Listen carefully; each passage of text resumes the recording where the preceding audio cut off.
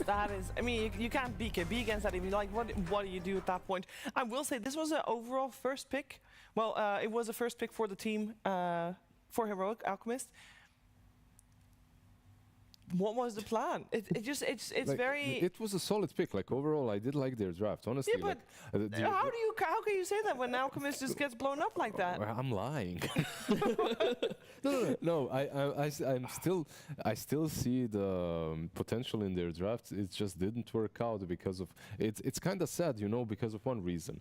They had a very aggressive lineup. And they also itemized very aggressively for the early game stages. Maybe that's the problem. Maybe, yeah, sure, these heroes on their own are already going to do well enough. So you can maybe chill out with the Alchemist a little bit, go for some Radiance build, have a little bit of evasion, maybe some armor as well against the Sven. You don't have to all in, because they all in into the early game. And the moment you lose one fight and you lose the game, you realize that something is wrong. Like, that should never be the case. You should never lose a game of Dota post one fight. I will say massive props to Shad. I think he played the Sven phenomenally. He only died the once. Was scoreline 14-1 and 10. That is amazing stuff. And I think overall Tundra is showing up here very, very strong. And well, we're gonna find out if Heroic can force out a second game to this series. But they gotta bring more to the table than what they did in game one. Before we get to game number 2, though, let's first see another player subjected to Slax's Focus Fire. Hello everyone, it's time for another episode of Focus Fire. Today I'm here with Whitemon, Dota 2 Savant. This is a quiz show, this is a trivia show. You have 90 seconds, I'm gonna read you as much trivia as humanly possible. I don't care how many you get wrong, that doesn't matter. I care about how many you get right. So if you don't know an answer, throw something ridiculous out there, we'll move on. Are you good at Dota trivia? Not really. How's your Dota lore? I don't know. How many times does Slark inflict damage when he presses Dark Pact? 200. Great, sure. Let's go ahead into it. Here we go. Let's start the timer in 3, 2, 1. 90 seconds on the clock. What was the last Chinese team to win a TI? Wings Gaming. That's correct. Whose innate allows them to see Roshan's respawn timer? Temporal Assassin. Correct. How many regular healing lotuses need to combine to make a greater healing lotus? Greater Healing Lotus, 6. That's right. What is the most represented country at the event when it started nationally? What? What country most player at event? Russia? No, Peru. Oh. Who has the voice line, "You will die in a house fire"? Lina? No, Oracle, but that would make more sense. From level 25 onwards, how long is the normal respawn timer? 70? 100, sir. 100? A man who never dies, of course. Name a hero that was unpicked at TI 13. TI 13. Hero no one picked. Ricky? Ricky? Incorrect. I believe they did pick a Ricky. I'm sorry, sir. What was the active of Roshan's cheese called? When you eat cheese, what's the name of the spell? What? When you eat cheese, what's the name of the spell? When you eat cheese, what's the name of the spell? You're taking way too long. Just say something crazy. Pass. Yeah, no, pass. No, it's fondue. All right, in the lore, what hero oversees the narrow maze? What? Just say something. Just go. We don't have time. Name a hero. Oracle. What? Just name a hero. Name a hero? Yes. Disruptor? Oh, you were right. No, you weren't right. That was Razor. All right, last question. Who came second at the previous Wallachia event?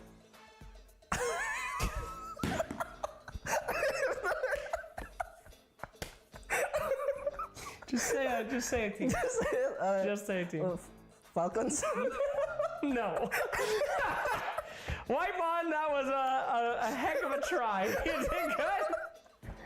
I think you got a few right there. We'll put you on the leaderboard, but thank you so much for your time. You certainly answered to the best of your ability. Thank you guys so much for watching. Another episode of Focus Fire will come to you very soon.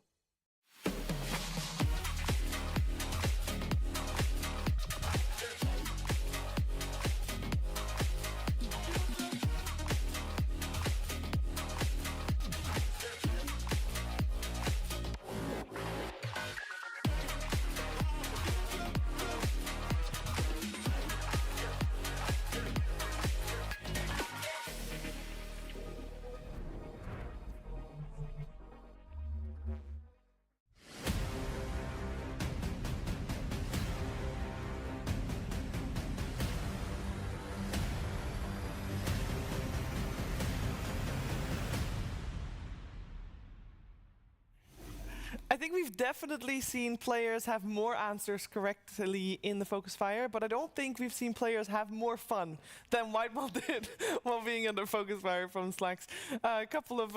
good moments in that one. We're hoping for some good moments in our upcoming game as well, because we're getting ready for game number 2 between Heroic and Tundra. First game was taken by Tundra. They looked very strong, very ready, and if we compare it to the first time these two teams faced, definitely a little bit of a difference there, and we're hoping that Heroic can,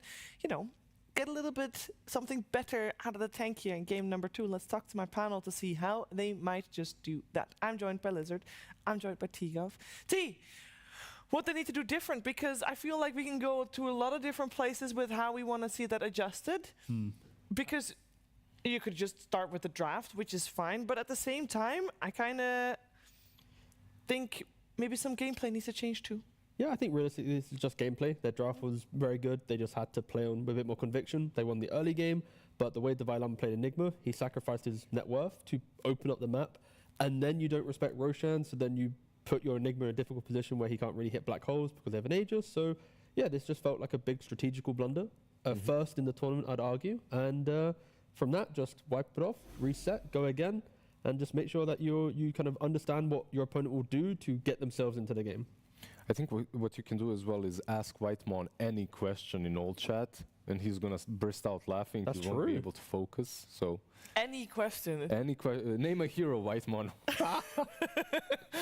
I think He said Oracle, right? Like he did. I think he said Ricky or something. I think he just Ricky again. I don't know. He went Oracle. Slacks didn't hear him, and then he just went Disruptor after laughing. But yeah, we'll see. We'll see. I'm sure that Heroic can find a way to win, or at least get their morale back after that game 1, because that game 1 wasn't really that pretty. Oof. This is a stern talking This to is the quite game. the coach. Yeah. But we learned when we had that content piece the other day, we learned that this is not the Dota coach. No. It is the team. He also said that he wasn't playing Dota, so yeah,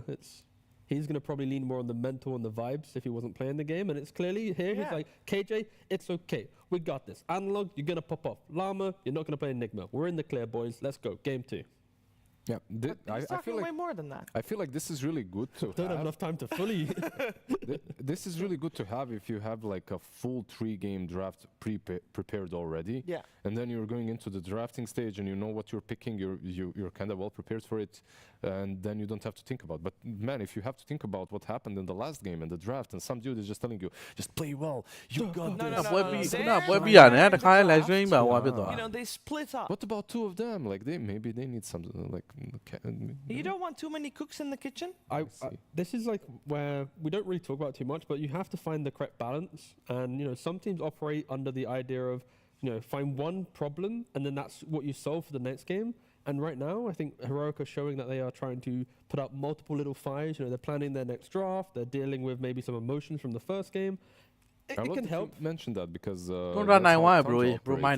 in the last couple of series, you could see them game after game just fixing the draft, fine-tuning it a little bit. They're not rediscovering any great ideas, but they're just fine-tuning things, and it's looking better and better. It's not going to be that easy for Heroic to take this one.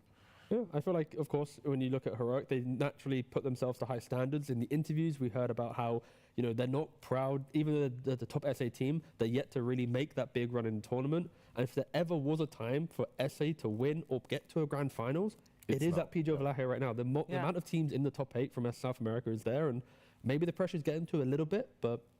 I'm sure they can fix it. They definitely have the mentality for it. Like I've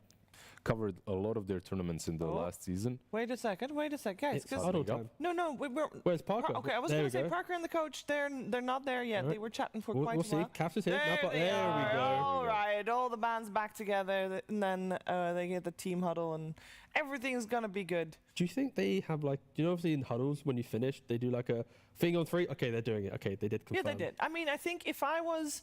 I don't know, a psychological They're losing coach their or whatever. time.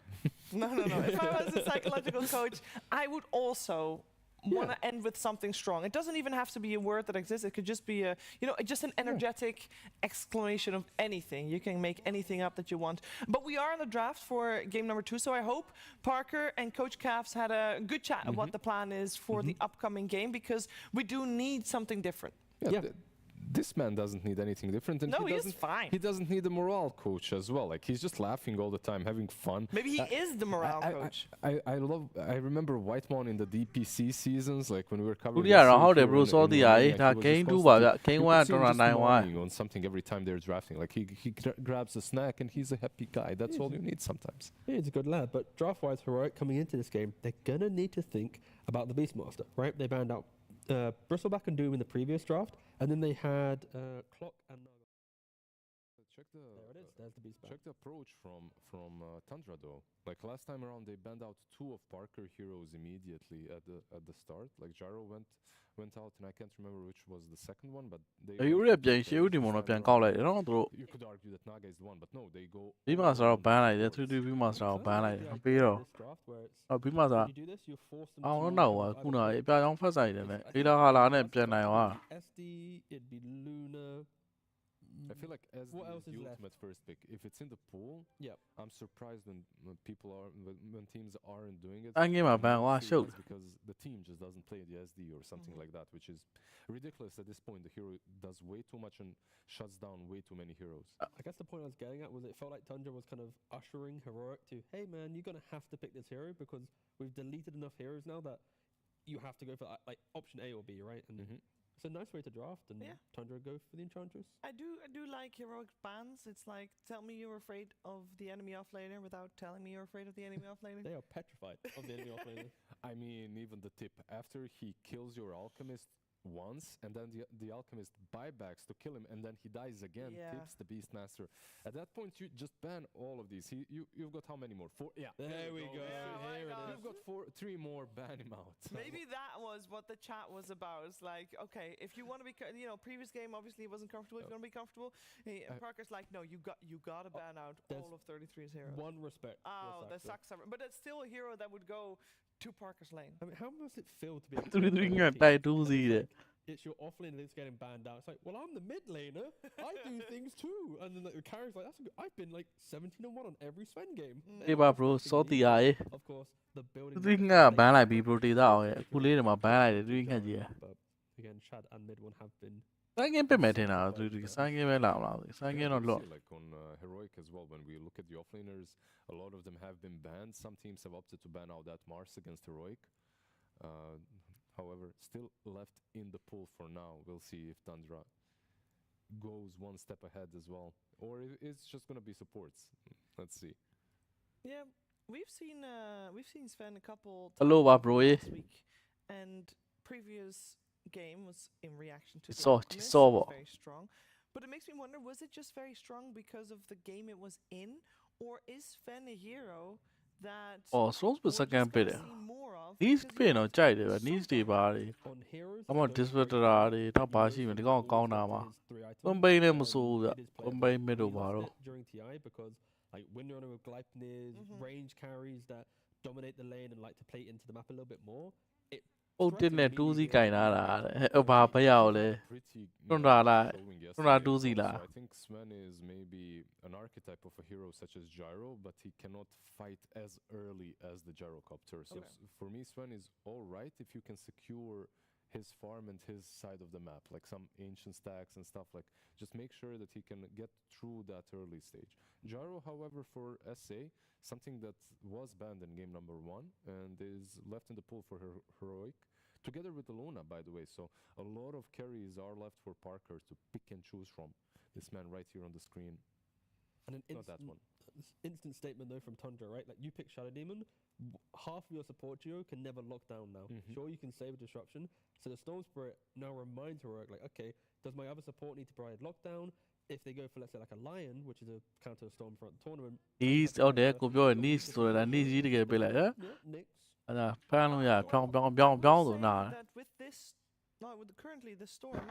he has with the previous. စလက် hero ကပြိုင်ပွဲတွေမှာမတွေ့ရဘူးဗျာကြည့်ကျင်လို့တဲ့ my favorite hero တဲ့ စလက်တချို့ပွဲတွေ့ရပါတယ် TI မှာတော့ဆော့သွားတယ်လေ pure ဆော့သွားမှာမဟုတ်လားစလက်ဆော့သွားတယ်အကြာကြီးပြကြီးပဲရ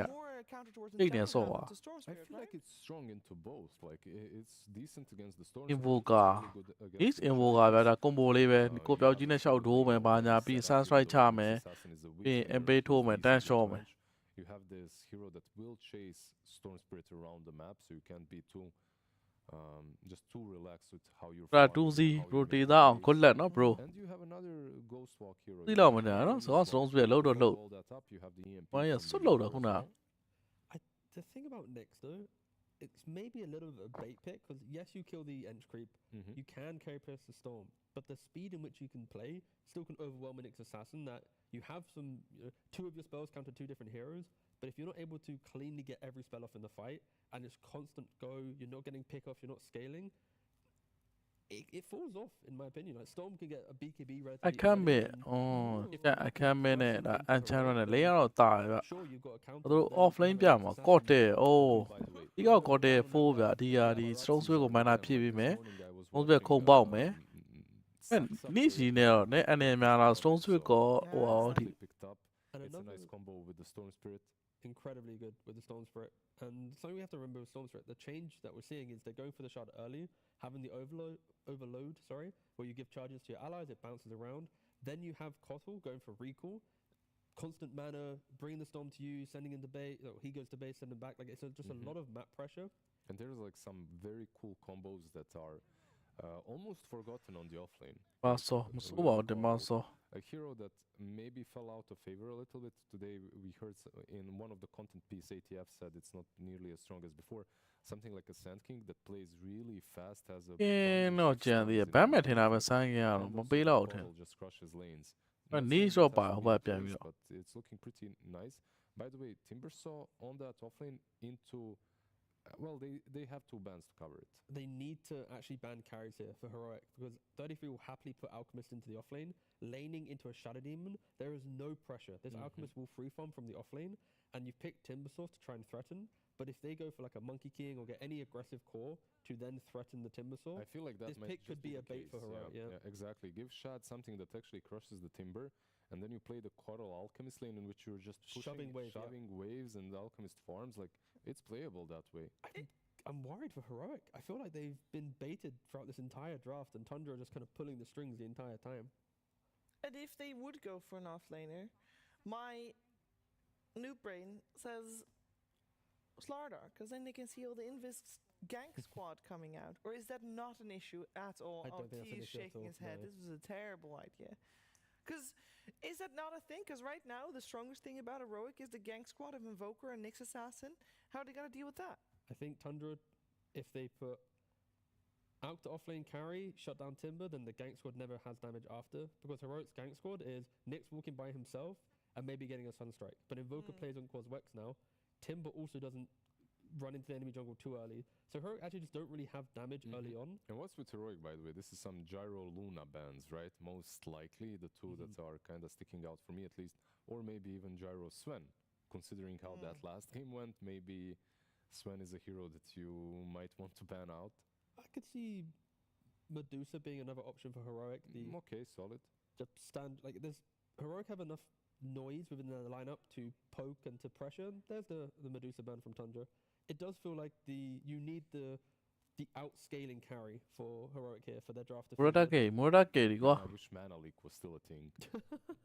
That Medusa would never get picked. And just imagine Mana Leak in this game as well versus အာ Timber. ကြိုက်လဲဆို bro ခဏ easy စောက်လိုက်အောင်လေ bro ကြေးလိုက်အောင်ပြီးတော့နှစ်ကောင်တော့မပေါ်သေး Can I ask for a facet? You know, another facet for... No, I don't Ah, think Jaro. it's needed at all. offlane လိုနေရတစ်ဖက် carry လိုနေရပြီးတော့ academic ကလည်း offlane ဆော့လို့ရတယ်ဗျ academic offlane ဆိုရင်ဒီဘက်က main king တွေပဲပြန်ဆော့လို့ရတယ်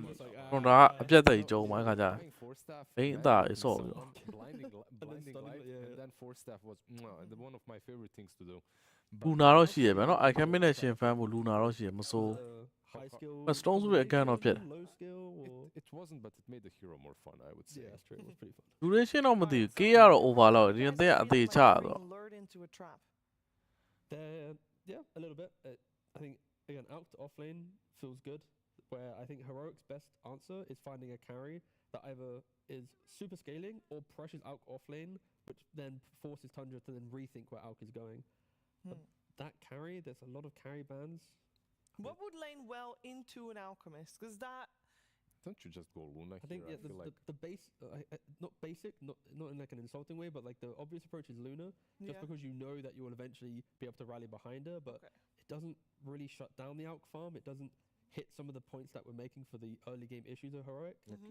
The other very popular heroes right now that are in the pool, the glass cannon type ones. ဒီလိုရဲ့ gain 20ကရတော့မှာ niche info ကတင်ပါဆောဆိုတော့ stage as well. ဘယ်မြန်မင်းအောင်ကွက်လက်ဗျာ He's still speaking. He's getting final words in. 3 seconds left and Morphling. Morphling. okay. Yeah. I mean, nothing great to morph into, like nothing that great, and also storm into morphling. It can work for them a little bit later on, but this is a man that wants to carry the game on his own, and the morphling definitely ဟိုဘောသွားမှာဗျာ that နော် ultimate win condition. Yeah, he had. It seemed like he had final say.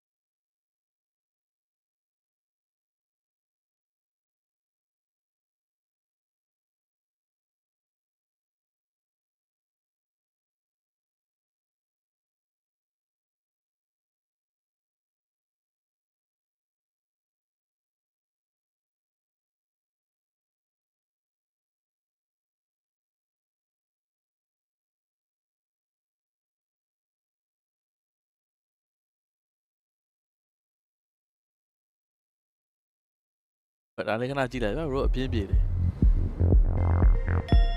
တောင်ပြောင်းနေတော့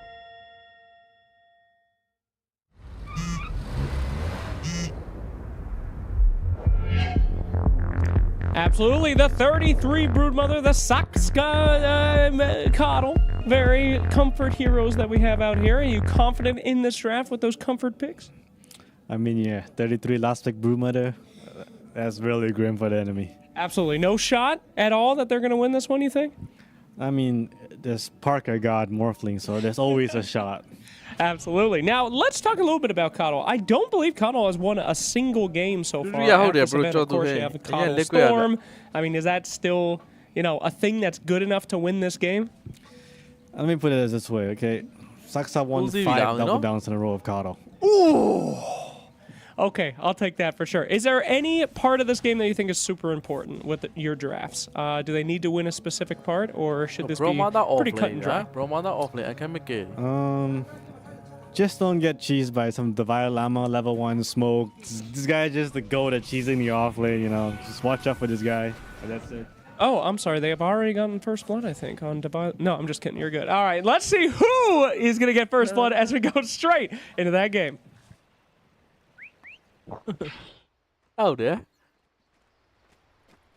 Yeah, do you know about Gia? No, Paka Morphling. I do your name, Lada. Sit any room, had to room, saw name, so not a Morphling gain of pity. To 2 damage to Jorawa. Don't name now, Gia, no, Paka. So, Lema and a lot in the Invoca songs with that. That's songs with the let's say, count on the side of the nine of Piano Load. I've been a call more on that. They don't, form it on material that. Don't knock on. ခုလောက်ဝဲတော့ကြာ Stones Pick ကလည်းဒီ Ramen နဲ့စားလို့ရတယ်လို့ Invoca ကလည်းခုနောက်ပိုင်းကဒီ weapon နှလုံးပိုင်းထည့်ပြီးတော့ဒီ damage အတာနဲ့လိုက်ပစ်စားတာဆိုတော့နောက်နာရပါတယ်အဲ့လို Invoca ပစ်တာလေဘောင်းလန်းလုံးကြည့်မယ်ဆိုတော့ဒီဘိုင်းလာမှာအနေနဲ့ hero အတာတော့သူစော့တာရပြောမှဆိုတော့ဒီဒီမှာစောကတော့အားလီမှာတော့တားမှာပဲဒါပေမဲ့လက်ရှိမှာသူမတားရင်ဘူးဖြစ်နေတော့သူကတဝက်တော့ gain move ထုနေရှော့တော့မယ်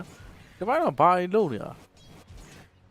Sorry, no one, but you do say you are. Me own now you let you on the mass. Oh, I don't mean late baby ball. Pio. Shan in a long free game period. The one I do the mass or Joseph Amuluro. Oh, man, the mass of Miadua. When you are Miava, pay the mass of my 2 or some you are. အဲ့တော့သူအောက်လန်းကြီးကနိုင်တော့မဟုတ်တော့ဘူးဗျာအဲ့တော့အပေါ်လန်းပဲကြည့်ရအပေါ်လန်းမော်ဖလင်းအစင်မပြေဘူးဆိုရင်လည်းဂိမ်းကအားလေးပြတ်မယ်မော်ဖလင်းအစင်ပြေတော့လည်းဆော့လို့ကောင်းအင်ဗိုကာနဲ့စုံစပစ်တဲ့က50-50ပဲဗျာဘာလို့သူတို့2ကောင်လုံးကလက်စစ်က6ကောင်6ကောင်စားလာတယ်အဲ့တော့စုံစပစ်ဆိုဟီရိုကလည်းစစ်ရောက်ပြီဆိုရင်သူ့အနေနဲ့ဒါဂျန်ကယ်ပိုင်းကစားသိစရာကြောင်းမရှိဗျာအဲ့ဒီ level စစ်မရောက်ခင်တစ်ချက်လေးပဲသူ view ဆိုင်ရမှာမေဝိုင်းအနေနဲ့အပေါ်မှာအခု3-3ရဲ့ Broma သားတတရာတော့စားတယ်တမင်မနဲ့ Broma သားဗျ Laning Fear ပုံမှန်ထွက်နေကြ hero တော့မဟုတ်ဘူးဗျာတမင်မဆိုတော့ fight ဆိုတာများတယ်ဗျဒီဘက်မှာတော့တမင်မ4နဲ့ဒီ Saska အနေနဲ့ကတော့ Cocktail ကို position fight အနေနဲ့အောက်မှာလာဆော့ရဗျသူ့အနေနဲ့ကအောက်လမ်း AC ပဲနော် Saska လုံးပုံနဲ့တတရာကိုစားနေအောင်တော့မူးပြီကို level 2လဲမှာ strong space သွေးတော့တော်တော်ကိုင်းနေပြီ2ယောက်လုံးကတော့အော်မန်တော့ဘန်သွားသေးရအောင်တော့ဘော်တဲကကောက်လို့ရတယ်တိတ်တော့ shot မရှိပါ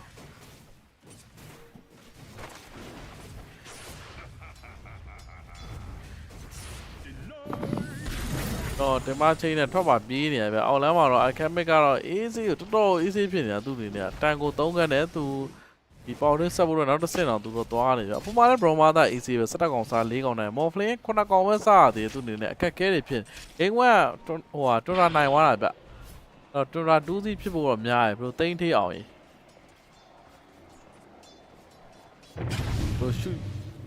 ဘယ်ရှူရ let's go Tundra ဟုတ်တယ်ဒီမှာတော့အပေါ်မှာကျွေးရင် Broma သားပင်းကူလိုက်ကုန်နေဗျရေကောင်ကြီးကိုလိုက်ကုန်ပင်းကူကရေကောင်ကြီးကိုလိုက်ကုန်တာကြီးအတိတ်ပဲတော့မရှိဘူးနော်ဒီကောင်ကနိုင်ရမှာမနိုင်ဘူးဖြစ်ဟော right click တွေပဲလိုက်ခုံး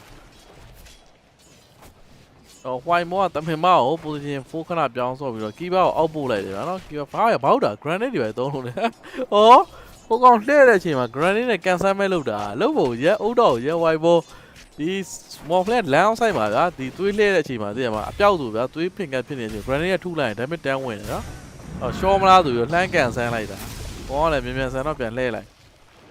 အောက်မှာတော့ရှက် AC ပဲဗျသူကောင်းဆုံးစားတာ15ကောင်စားရင်5ကောင်နိုင်တယ်ဒီပိုင်းလာမှာ10ကောင်ပဲစားသေးတယ်ပေါ်ဖလင်းဟိုမှာထင်တဲ့လောက်တော့မ okay ဘူးဗျသူအနေနဲ့အဲ့လိုမျိုး game ဆိုရင်တော့သူခတ်ပြီးဗျပြန်ချဖို့အတွက်အင်မိုကားလည်းအထနေရဗျတော့တကယ်ရုံးမဲ့တင်မဆိုးကလည်းကြောင်ပြောင်းနေတာဆိုတော့ကြက်မယ်နဲ့လူရဲ့ဒီပွဲရတော့အဲ့တော့တင်မချင်းပါညာ3တာရဲ့ Saska အောက်မှာသုံးထုတ်ထားလိုက်အောင်ပဲဗျအခက်မဲ့ရအောင်တာယာနေတယ်သူကောင်းကောင်ကြီးသွေးတော့မရုပ်အကြည့်အောင်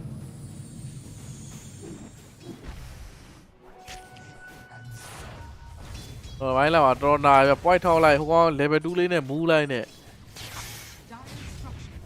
ဘယ်မှာလဲအထူးတူပဲဗျရမ်းမကွာအောင်ဗျအဲ့လောက်ကြီးဟောဒီမှာဒီ crit တော့လုံးပြန်စားရင်တူတူတော့ပဲဗျသိလား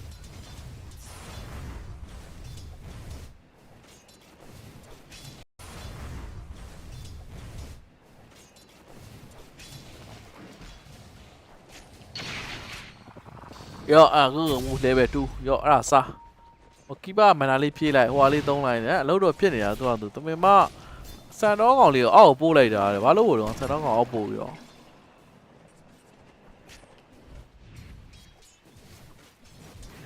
့လေမဆုံးပြမနာတော့ကန်းနေပြီသူ့အနေနဲ့တော်တော်သုံးကန်တာရဲ့အပေါ်မှာတော့အေး Broma သားလေးပြန်ရတစ်ချက်စာလေးလွတ်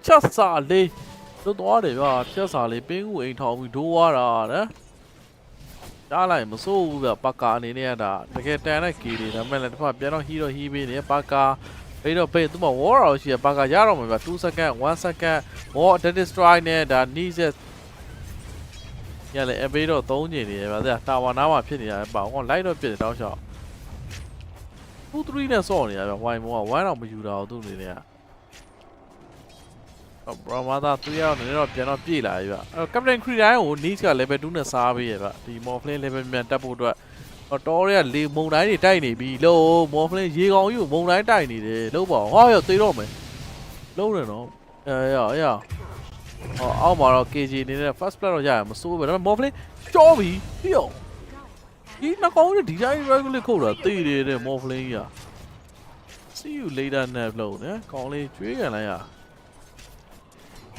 offline နဲ့အောင်လုံးတော့လှုပ်ကြပါနော်ဒီပိုင်းနာမှာလည်း rose squad လည်းအောက်မှာသူတို့ fat flat ရတယ်လို့အပေါ်မှာလည်းပြန်ပြီးတော့မှ morphling လည်းပြန် short သွားပြီ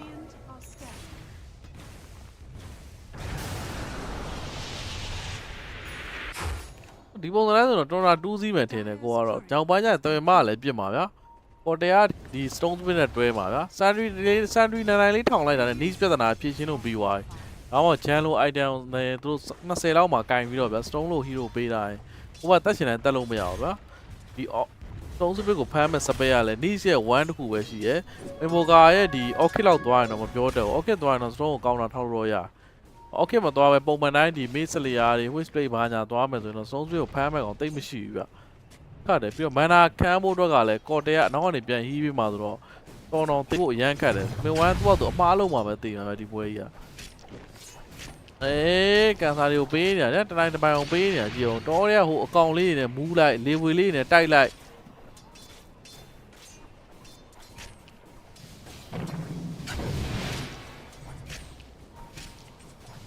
ဘရောမာသာသူကလက်စစ်ကိုပဲတိကျ focus ပြီးစားရပါသူ့အနေနဲ့သူလက်စစ်ကောင်းကောင်းရပြီးတော့ level 6မြန်မြန်ရရတယ်ပင်းကူနဲ့အကောင်မွေးမယ်ပြီးသွားရင်ပင်းကူနဲ့အကောင်မွေး tower pressure ပေးမယ်ဟိုဘက်ဒီပင်းကူရှင်းဖို့အတွက် morphling war အဆုံးယူမှရှင်းလို့ရမှာဗျ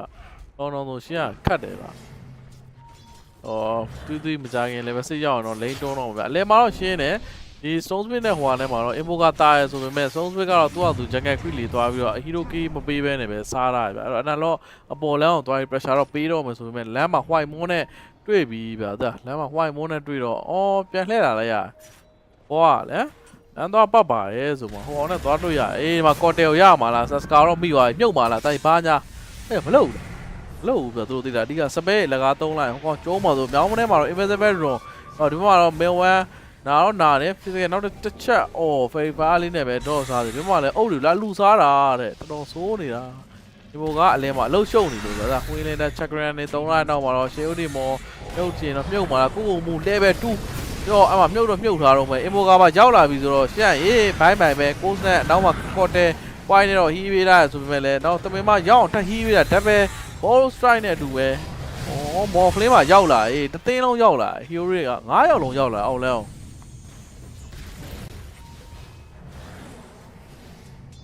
2စီးမဖြစ်နိုင်ဘူးပဲဟုတ်တယ်နော်ဒီပုံစံကလည်း2စီးလည်းမဖြစ်တော့ဘူးထင်တာပဲ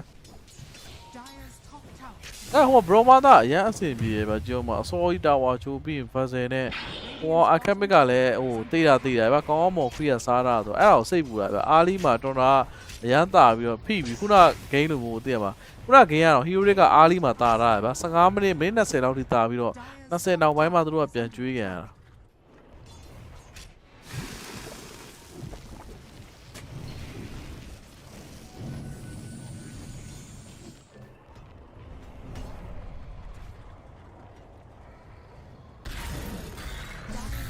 invoker တော့ဒီမှာ fishing လေးတော့ပေါ်ပေးတာဆို dash point လိုက်တယ်ဗျာ play ပဲ invoker တော့မြင်သွားပြီပင်းကူတအုပ်ကြီးနဲ့ပြန်ကြိုက်မှာလားတော်တော် EM ပြီးတော့3လားဆိုပေမဲ့သူနေတော့တိုင်တော့ပတ်တယ်ဗျာပင်းကူကောင်လေးကြိုက်တာနားရဗျာအုပ်လိုက်ကြီးကြိုက်တာဟိုမှာ chakran 3တာလည်းအလကားတော့ပြောပေါ့ဆိုင်ရပြီဒီမောင်ဆိုဘာလို့တာအဲ့ဒါတော့ပေါက်တော့ပေါက်နေပြီဗျာဒီကောင်ဟမ်ပေါက်စက်သူ chakran 3လိုက်တာစောက်လွဲလို့ပါလားသူ chakran ကောင်းကောင်း3ပေးရင် invoker ဖင်အောင်တဲ့3လိုက်တော့ဗျာအနည်းဆုံးအကောင်လေးတည်သွားရင် invoker ပြေးလို့ရသေးတယ်ကလေးကိုတော့ဝီချင်းပြန်ခေါ်လိုက်တော့အပင်းကူကောင်းလေးကသူ့တော့ဝါနဲ့မသေးပါဘူးဗျာအဲ့တော့အခုအနာလောကတော့ရှော့ပြီဗျာနေထိုင်နေ level 8ကြီးဗျာ level 8ကြီးနဲ့ပေးရမှာနော်တော့နှမျိုးတော့ကောင်းတယ်ဗျာအကေးကြီးသူ့ဘာအခက်မသိရင်သူ့ဘာပြန်သေးလောက်တယ်နော်သိလားဘာလို့လဲဆိုတော့ဟိုကောင်လေးကအဲ့ပင်းကူကိုလေးကဟိုဘက်ပြေးတဲ့တပည့်ပြေးပြီးတော့တင်မဆော့တစ်ပိုင်းလာမှာထပ်ကျုံးကျင်ကျုံးမှာကြီးတဲ့အလောကတော့စိတ်မကောင်းစရာပဲအနာတော့ရှော့ပြီဗျာသူကတော့တင်မဆောပါပြန်ပြေးနေရပြီဗျStones ပြလာပြီနော်အဲ့တော့တင်မဆောမွတ်ပြီနဲ့တူတယ် Stones ခုံလာတော့မယ်အဲ့တော့လက်ဘောတဲ့နဲ့ပြေးတော့ဆွဲတော့မယ်ဗျာအဲ့တော့ဘာအဘေးထိုးရဆိုပေမဲ့လည်းအကောင်မှာထရှော့ပြီဗျာ Scovy လက်ဘောတဲ့ Ram နဲ့တူပဲ Travel Key ဝါ3 อ่ะဒီတိုင်းတော့မှတာနေတဲ့ကောင်ကြီးပဲရှောက်ဘောက်ကျုပ်သွားတိုက်သလိုဖြစ်ပြီးဘွားကြီးအဲ့တော့ Morphling လဲအောက်မှာကျန်းနေတော့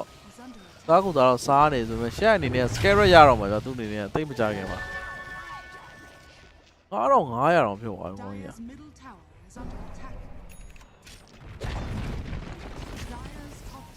တော့စလုံးစပင်းတော့နေနေလို့နော်မောနောက် 2k 3k 4k ဖြစ်တော့မှာလာอีตีပြီလေပင်းကူသွားစတာတူတူနေလေ first item တော့သူက soaring ရ vessel တော့သွားတယ်အဲ့တော့ခဏနေတော့ vessel တော့သူကတော့ပြီးပြီ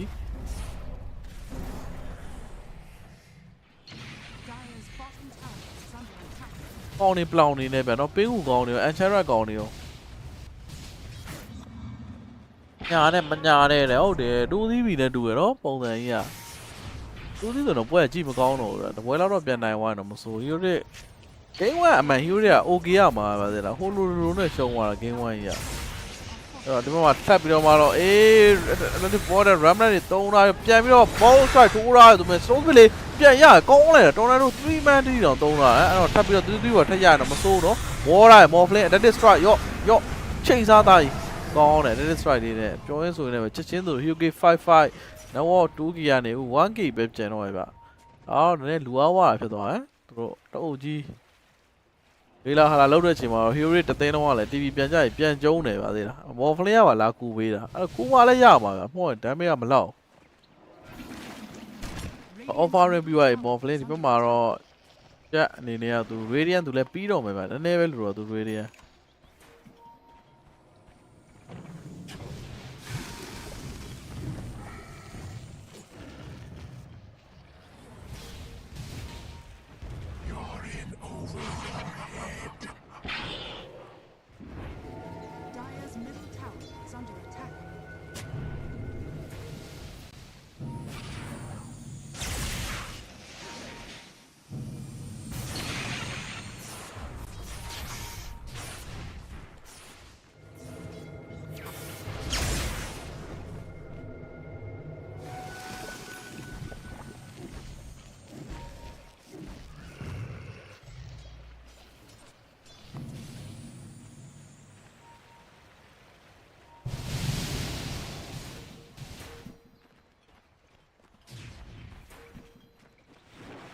Dire's middle tower is under attack. Radiant's bottom tower is under attack. Dire's middle tower has fallen.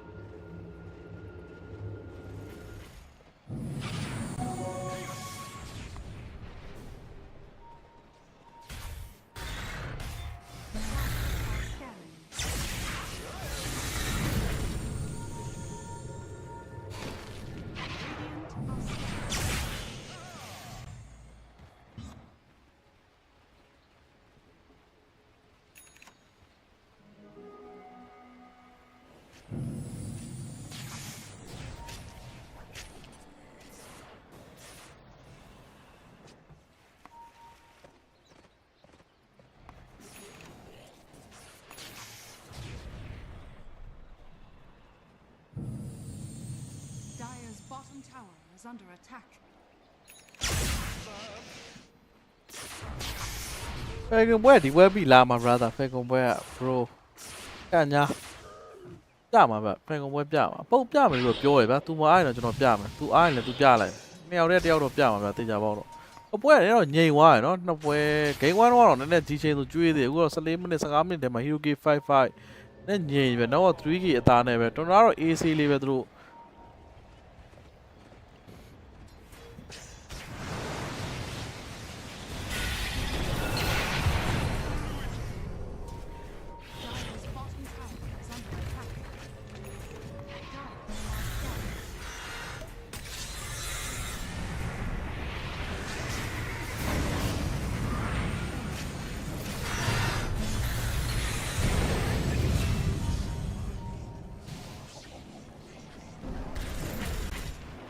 မဆိုးပါ Hero နေလဲပြန်တော့လာတယ်မနေ့က all win တယ် bro တေးသားအောင် collab ဗျာဘာကြိုက်လဲနောက်ပွဲလားနောက်ပွဲဆိုဘေးပွဲပြောတာဒီ game 3ကိုပြောရလားဒါတော့တစ်ဖက်ကောင်ဟိုပွဲကိုပြောတာ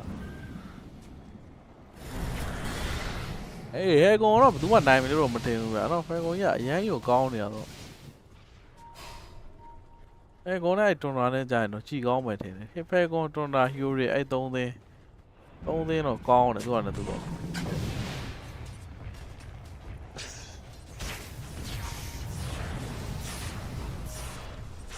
အောက်မှာတော့မင်ဝမ်းနေတော့တောင်ဝါတော့ကျိုးတော့မြင်နေဗျ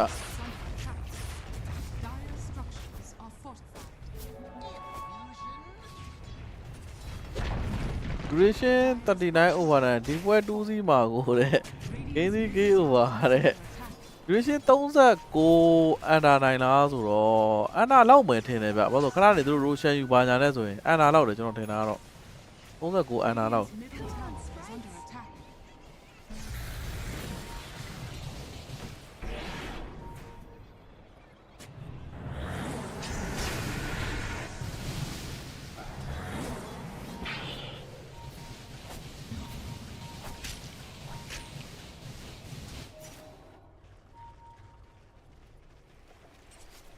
Radiant are scanning.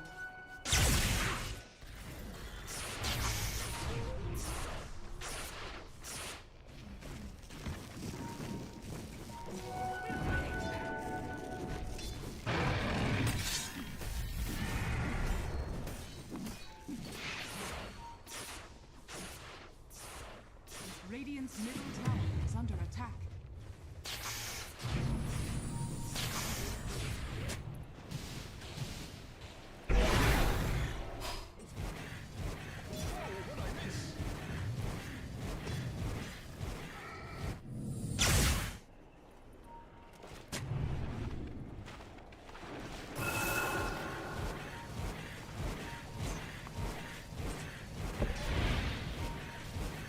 game 1 hero pit တရတယ် brother နောက်ကြရတယ်ဟုတ်တယ် brother မဟုတ် game 1ကနောက်ကြတာမဟုတ်ကျွန်တော်မပြဘူးမှန်တိုင်းမှာဒီပွဲရဗျာ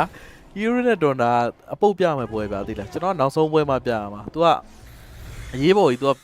ကျွန်တော်အပြင်ရောက်နေတဲ့အချိန်မှာဖုန်းဆက်ပြီး तू မပြဘူးဆိုပြီးတော့ကျွန်တော်ပြပေးပါဆိုလို့ကျွန်တော်အဲ့မှာအလောတကြီးနဲ့ဝင်ပြတော့ကျွန်တော်ပြတဲ့အချိန်မှာလည်းပွဲက15မိနစ်ဖြစ်နေ game 1ကဘယ်လိုဖြစ်သွား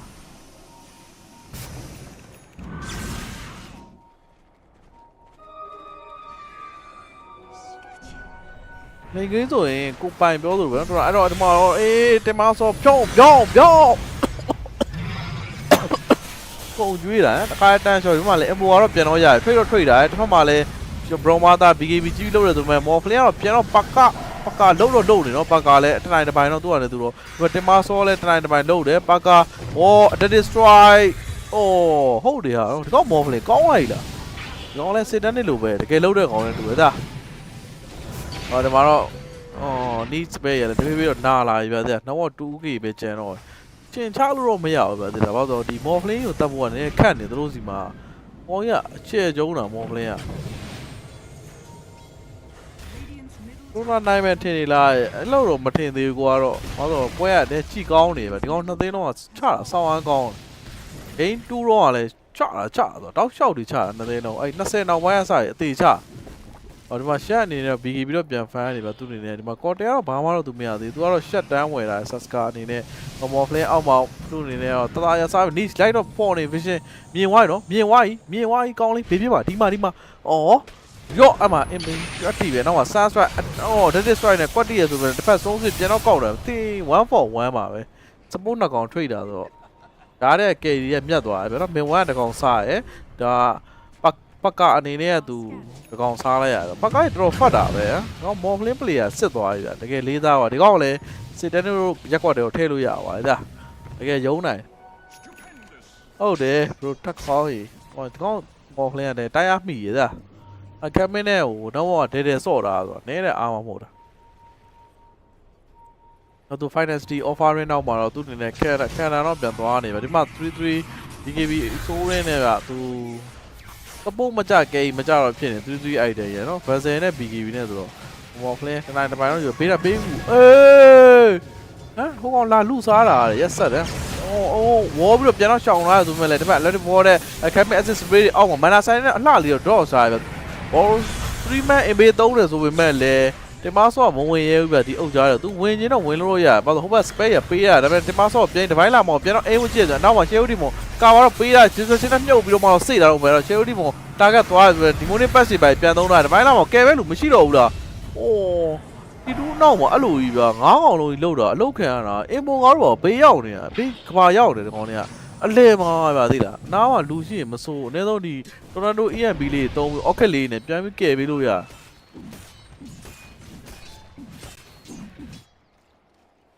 Dyer's တော့ပထမရိုရှောင်းတော့အခုဒီဘယ်သူမှမတက်သေးဘူးနော်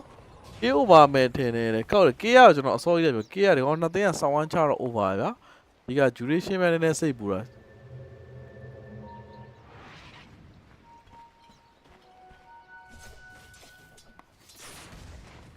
တော့မေဝမ်ကတော့ BKB တော့ပြီးသွားပြီဗျာသူအနေနဲ့သူအရင်အိမ်ကြီးကတော့ BKB ပဲတန်းဆက်လိုက်တယ်နောက်ရကြည့်တော့အတူတူပါပဲမင်းလိမ့်နှစ်ကောင်ကတော့အတူတူပဲအင်မိုကလည်းနောက်အတူတူပဲ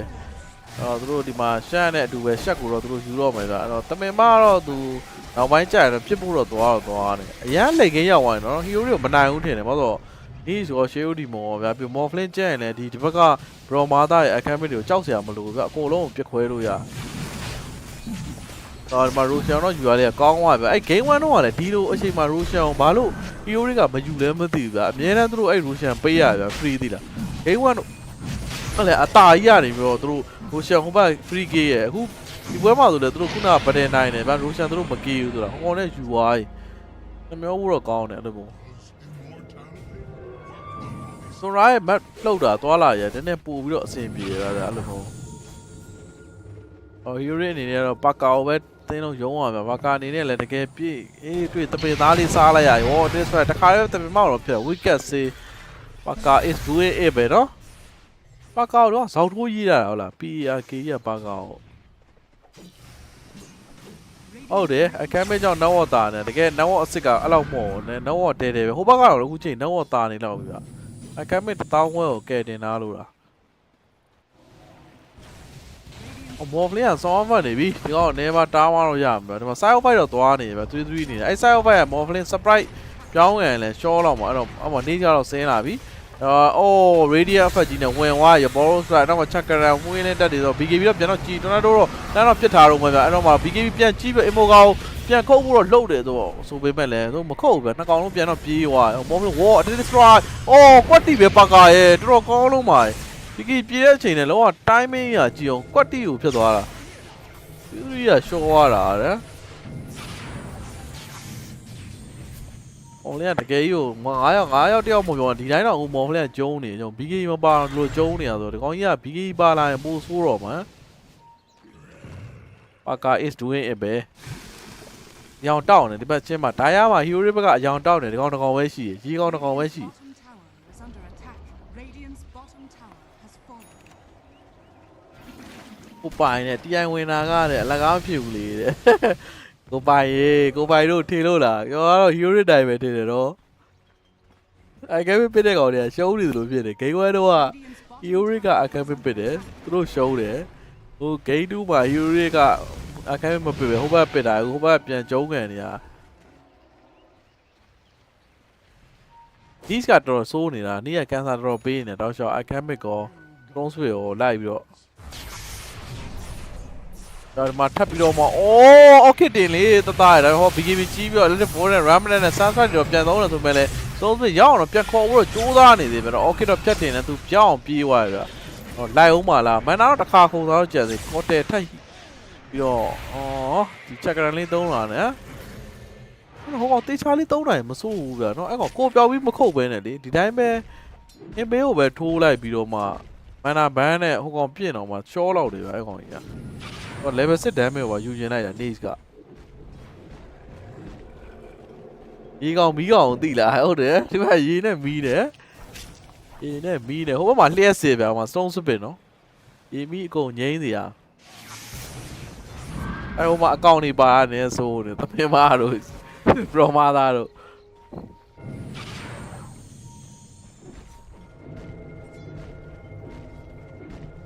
ဟုတ်တယ် bro ပြောတာ idea တော့ကြိုက်တယ်ဗျာ Discord မှာလည်းကောင်းတယ်အဲ့ကောင်လေးဟုတ်တယ်သူ33ကိုခေါ်မယ်ဆိုတာပါကာတော့ပိုကောင်းပဲပါကာတို့ podcast တို့အဲဒီမှာ sound speak ကိုတော့ vision တော့ပေါ်လာတယ်မြင်တော့မြင်တယ်ဘေးနဲ့တမင်မတော့ကာပါတော့ပေးတယ်ဒီဘက် sport တွေတော့3 month 3 live တော့ east ကတော့ပပြေးနေမယ်အဲ့တော့နေ့ဆို Sunday နဲ့ထောင်ဝိုင်းတော့ဖြတ်တော့မှာနေ့ကပြတ်မှာလားနေ့အနေနဲ့ကတော့ခုတော့မသေးသေးပိုက်တွေပဲအော်ပြီးတော့ အဲ့ပဲကွက်တီတုံးမှာ nice ကွာအင်ဘေးကွက်တီနဲ့တခါတန်းဆိုတမင်မ TV ထောက်ပြည့်ဒီမှာသွေးသွေးလဲ BKB ကြီးပြေးနေရပဲ Morphling ဖြစ်မှာလားဒါပေမဲ့ဟိုကောင်မှာ S5 နဲ့ကြောင်ပြောင်းနေတော့ BKB ကြီးပြီးတော့ Shield ဒီမုံတော့ရအောင်တော့ခေါ်သွားရပဲဒါပေမဲ့ तू ပြန်သေးမှာလားတော့ချက်ကြည့်ရမှာဗျအဲ့တော့တစ်ဖက်လည်းကိုကိုမှု level 2တော့ပြန်တော့သုံးလာရနော်ကွက်တီပဲကောင်းတယ်ဘကာကဲကိုကောင်းတယ်ဗျ agent ပါရမှာလားထပ်တော့စောင့်နေတာဘေးနားတယ် Bromada ကျုံသုံးလေးတော့ဝင်တော့ကျုံနဲ့ချက်ကနေအောက်မှာတော့လွတ်ပါမဝေါ်လာပြီးတော့ Death Destroy နော်လိုက်တာဟေး Death Destroy တစ်ချက်ပြန်ပြစ်တာဟိုအကုန်လုံးပြစ်တာ Morphling ကဒီကောင်မှ view မဆက်ရမှာအခုလည်းချင်းမှတက်3မိနစ်တော့မှာတော့အနာလောကတော့ double key ဝါရဗျဘေးနားနေပြီးညှော်ပြီးတော့စားလိုက်ရဟုတ်တယ် Morphling ကိုဓာတ်လို့မရတော့ပျော်နေဘက်ကပျော်နေရုံးနိုင်တယ်တော့ဒါတော့လိမ့်မှာအပေါ်လမ်းမှာအဲ့လောက်အဆင်မပြေဘူးအဲ့ Morphling ကတစ်ခေါက်သေးတာရယ်ပြီးတော့ဒီလိမ့်မှာလည်းစောစီမောင်းထုတ်ကန်တာအောက်တော်ညော်ထုတ်တာရယ် damage က Morphling က Radiant's top tower is under attack. အော်1-1ဒိုးပြီးနေတူပဲပွဲကြီး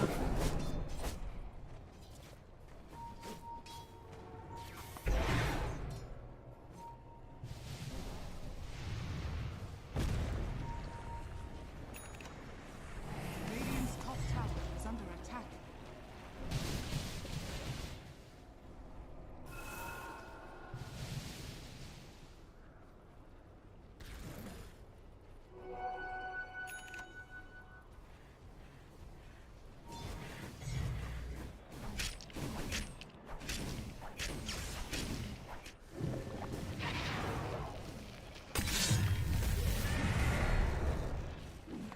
Radiant are scanning.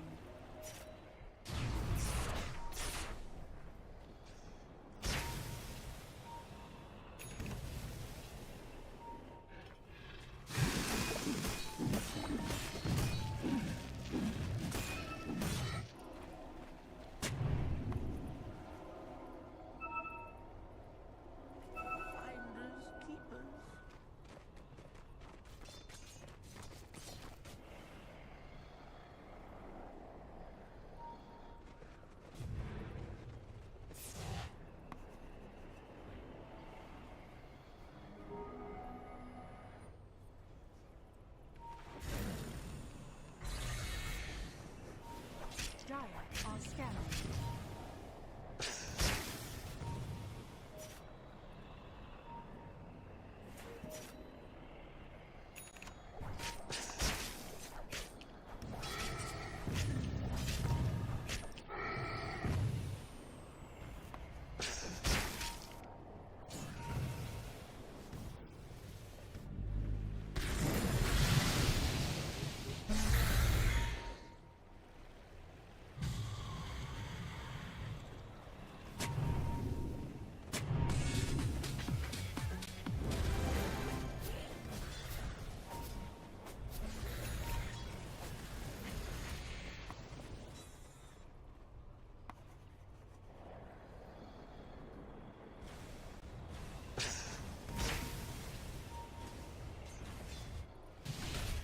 Game sound နည်းနည်းချက်ပြီးပါလား bro တဲ့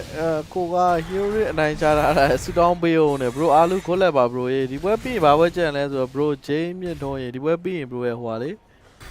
ပဲကုန်ပွဲရှိရဗျ video like ကိုတဲ့48ကာလောက်တဲ့ပြန်ပြနေရတာလားတဲ့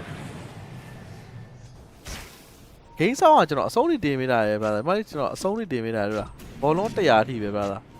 တို့ပေးတဲ့ fee ကနေကျွန်တော်ပြလို့ brother သိလားနော်အဲ့ဒါနည်းနည်းလေးသိခံပေးပါ bro ဘာ bro ဖုန်းနဲ့ကနည်းနည်းလေးကြိုးစားချက်ကြည့်လိုက်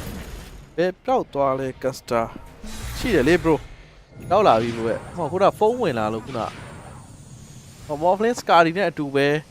ဂိမ်းတော့အမ်မို့တော့ကြိုးစားနေဒါ strong split လည်းအဲ့တော့တက်လာပါပြီသူကလည်းသူတော့ high ground တစ်ချက်ကြည့်ရမှာပါကာတို့ squad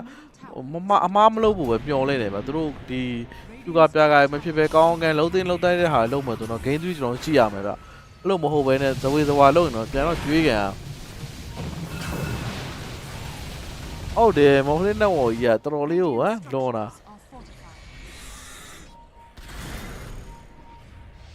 Radiant's top tower is under attack. အဲ့တော့အမမိပြီဒီမှာ hash တော့တန်းတော့ပြောင်းသွားတော့မယ် Bromada ကြည့်တော့အော်ဒီဘီဂိမ်းကြီးတစ်ခါတန်းပြတာ atomic တန်း short ဝါဗျအနောက်မှာလည်း Bromada လည်းပြန်ပေးလိုက်ရတော့အရန်ခက်ခဲနေပြီဗျသူတို့ဗတဲ့ဆိုင်ဖို့တော့က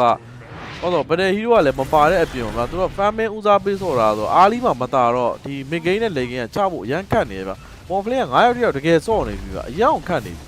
။အော် game 3ကျွန်တော်တို့မကြခင်တော့ကြည့်ရတော့ဗျ။အခက်မြေဟုတ်တယ်ခဏလေးနဲ့တောက်သွားတာရက်ဆက်တယ်။အဲ့တော့ဒီဘက်မှာတော့ electric ball တဲ့ဘာရဆွဲ Morphling ကိုတော့လုံးတယ်ဆိုရင် Morphling ကိုင်းနေဆိုပေမဲ့လည်းဒီကောင်ကတတ်မှုကကတ်တယ်ဗျာနော်ရုပ်တရက် surprise has ပြောင်းပြီးတတ်မှာပဲဒါ share ဒီမောင်ကလည်းအနောက်ကနေထောက်လာတာဆိုတော့အရင်ခတ်တော့ခတ်တယ်အဲ့တော့တလဲအောင်တော့တာယာလေးပဲတက်ပြီးတော့ယူနေပြီဗျနော်ဘေးနာတင်မဆော့ကလည်းဒီပိုင်းလာမှာကာပါတော့ပေးတိုင်းအပေါ်လဲအောင်မှာဆက်ချိုးမဲ့အနေထားမှာဗျာပကာလုံးဝစိတ်ကြီးရယ် game 1တော့သူ့ရဲ့ academic over 7 3ချက်ပဲခုတ်သွားတော့မှာသူလည်းဒီဘက် academic ပြန်ပြီး2ချက်လောက်ပဲပြန်ပြေးသွားကိုကအရင်တန်းပိုင်းကက်စတာ channel ကလာဗျာမဟုတ်ဘူးဗျကျွန်တော်အရင်တော့ကိုကန်လုံးနဲ့တူတူကက်ဆက်ကနေပါဗျာကိုကန်တို့ silent နဲ့ကျွန်တော်တူတူကတ်တယ် crystal win မှာကျွန်တော်ဟိုပါပေါ့အဲ့တော့ analyze တွေပဲလုပ်ပေးရပွဲလဲတစ်ခါရကတ်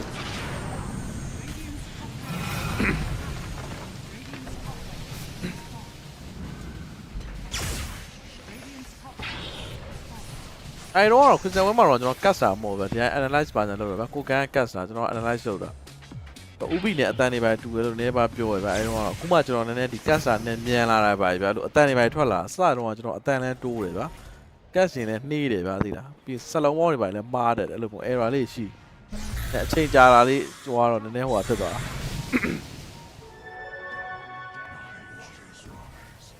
အဲ့တော့မှ 4man smoke သုံးတာတော်တာမထူးဆက်ခင်းတော့မယ်သူတို့မထူးဆက်ခင်းတော့မယ်ဘယ်သူနဲ့တွေ့မှာလဲအော် niche ပဲလားအဲ့ကောင်ကြီးက smoke time break နဲ့တောက်လျှောက်ရဲ့အဲ့ကောင်ကြီးကဟိုတင်မဆော့ဒီပိုင်းလာမှာ smoke break တော့ပြေးတက်လာပြီသူ့အတန်တော့မတန်ဘူးနော်ဘေးနာအနောက်ကိုကြော်ချမှတော့ရမယ်ဒါပေမဲ့သူလည်းသိရဲ့ဗျတော်တာအနောက်မှာပဲသူအဲ့ကောင်နှစ်ကောင်မလုံအဲ့တော့ electric ball ဆွဲတယ်နော်တမင်မဖြစ်တယ်သူမဲ့ဘေးနာ Morphling ဝင်လာဝေါ်ပြီးတော့မှ Air Sky နဲ့အမှန်ကတော့ပြစ်နေပဲဒါပေမဲ့လည်းမင်း1လုံးတယ်တော့မှဟိုတန်းတော့ပြုတ်သွားဆို Morphling Sky နဲ့ပြစ်တာအကမဲ့မခံနိုင်ဘူးဗျဟိုမှာလည်း electric ball နဲ့တော့ဟွာမွန်းတို့စကားကတော့ပြန်တော့လုံးနေတာပဲဗျ Morphlingတောက်လျှောက်တော့ပြစ်နေပဲဒါပေမဲ့ကေးတော့မဲ့ Addicted Strike အော်သွေးတော့ဝယ်ယူ Addicted Strike တန်းရှော့သွားတာတဲ့မစိုးဘူးကတော်တော်လည်းပြန်တော့ချတော့ကြတယ်ဒီမှာ Nice ပါထပ်ပြီးတော့ပြန်တော့ရတယ်ဒီမှာ Side White တွေပဲပြန်ပြောင်းပြီးအဲ့ဒါတော့ Ghost Net တင်ပြစ်တယ်ဆိုရင်Morphling ပြန်တော့ချောင်းနေဗျာ Morphling တကောင်ပဲဆရာကြီးကြတာဗျာကျန်တဲ့ကောင်တွေစောက်ဘောတော့ဖြစ်နေတာ Morphling ပဲချီဟိုကောင်နဲ့ကြောက်တယ်ကျန်တဲ့ကောင်တွေဟိုကောင်နဲ့လုံးဝမကြောက်တော်တာဘာညာတော့မဟုတ်တော်တာအနေနဲ့လည်းပြန်ပြီး smoke သုံးပြန်တော့ကျွေးရဗျာဟုတ်တယ်တဲ့ဥပီမှတ်နေတာ brother ဟုတ်တယ်ကျွန်တော်ညီကိုလို့ကျွန်တော်ပြောရတယ်ဟိုမှာကဲဆိုတော့ကျွန်တော်အင်းညီတော်2ယောက်လေဗျာရုပ်ချင်းလဲတူတယ်ဘရိုအပြစ်ပါအဲ့ပဲနဲ့ကျွန်တော်နဲ့တပုတ်ရိုင်းတဲ့ပုံရှိရဲတောင်းမှကျွန်တော်တင်ပေးမယ်ဘရိုကိုကြီးဥပီနဲ့တူတယ်တကယ်တူတယ်ဥပြောင်းလာရပါရစားအပြောင်းလာရင်လည်းတူတယ်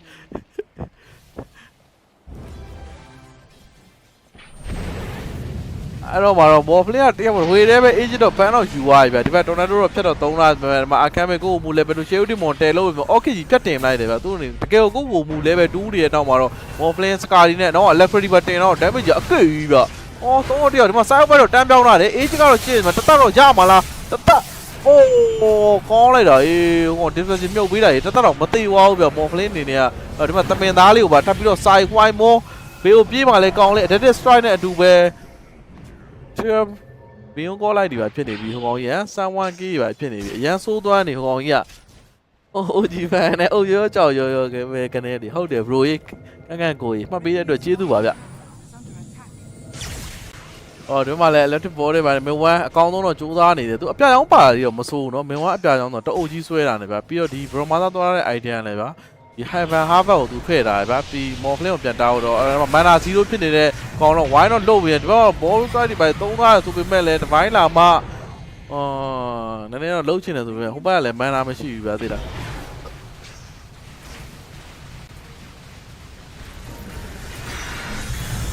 အဲ့တော့ဒီမှာ electric ball နဲ့2 man မှာဆွဲထားပြီးတော့ဟိုမှာအနောက်မှာတပါတီတော့လိုက်နေတယ်ဒီမှာတမင်မတော့ diamond ဖြစ်မှာလားဖြစ်သွားတယ်တမင်မကြီးကဒီဘက်မှာလည်း Morphling ဟိုဘက်လိုဒီဘက်လိုဖြစ် side fight တော့ပြောင်းကန်တာပဲခုတ်တယ်ဟဲ့ bro ဘာမှ item မရှိတော့နာတော့ဟိုစီနဲ့ဖွင့်ပြန်ကျွေးလိုက်တယ်ဗျပါကာ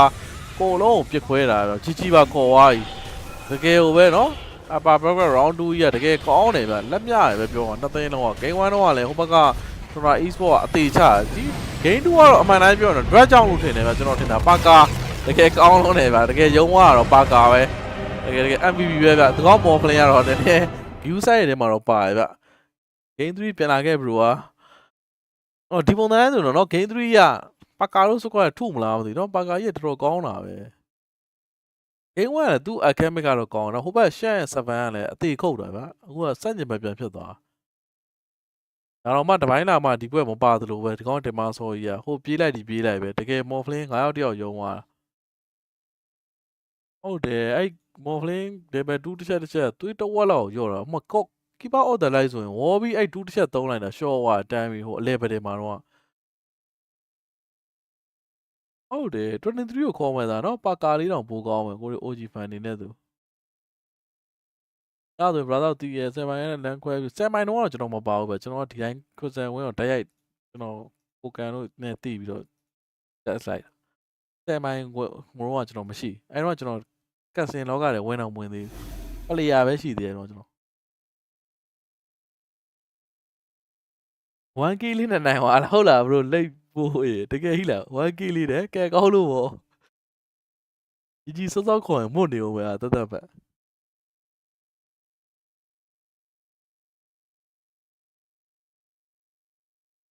ခေါင်းလေးတော့ကီဖို့တော့ကျွန်တော်တစ်ချက်သွားကြည့်လိုက်မယ်နော်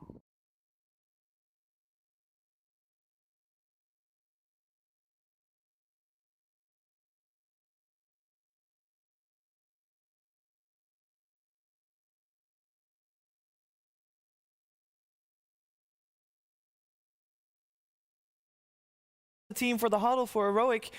And we were like, what could they be talking about? And then they started banning out loads of heroes that Parker did not want to play against, and Brood was not one of those heroes. 4x3 over ချတာလားကန်ကောင်းတာဗောလို့တကယ်တကောင်နဲ့ကပ်ပြီးတော့ကြည့်အောင်နည်းနည်းလေးကြီးစောခေါ်လိုက်လို့မှုတ်ပြီ You know how we were talking to you that we felt like maybe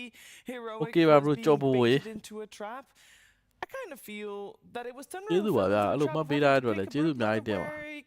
ဒီကိုတွေညီကိုတွေ So many questions actually. OG fan တွေနော် OG fan တွေတော်တော်များတယ်နော်အဲ့တော့ကိုနဲ့ Stand by the point that I think OG Heroic ဝဲသူကိုပဲအဲ့တော့ in this trap of ဂိမ်း picking 3ပါ heroes ချရ and မလဲဆိုတော့ Tundra had the draft advantage. စိတ်ရင်းနဲ့ပြောတော့ကျွန်တော် hero တွေကိုပိုကြိုက်တယ်ဗျာ We can break down but တွန်တာကြတော့သူတို့ဆော့တာမကောင်းဘူးပိုကောင်းတယ်ဆိုပေမဲ့ကျွန်တော်အမြင်ကတွန်တာအဲ့လောက်မကြိုက်ဘူးဘာလို့ဆို and he got there so quickly. His build as well going for Manta and နည်းနည်းဆော့တာသူတို့ကကြောင့်နည်းနည်းလို့တက်မှာ hero တွေကနည်းနည်းလို့ early in the build. သူတို့အရန်အားကိုးပြီးဆော့တဲ့ပုံစံကြီးဗျာ33ကြည့်လိုက်33လောက်တဲ့ပွဲဆိုသူတို့နိုင်တယ်ဗျာ33မလုံးနိုင်ဘူးအားလီမှာ33ကမွတ်တယ်ဆိုရင်အဲ့တွန်တာကြီးကအလကားပဲ A1 တော့ဆိုလေ33 B master ဆောင်းဝိုင်းရုပ်လုပ်လို့တော့သူတို့နိုင်သွားတာဗျာအခု game 2မှာ33 pro master အစပိုင်းတော့လုပ်တယ်ဗျာ main game မှာ तू ကဒီလောက်ပဲလုပ်ပြီးလို့ရမှာ तू hero อ่ะဟောလောင်းတာကိုကျန်ဟော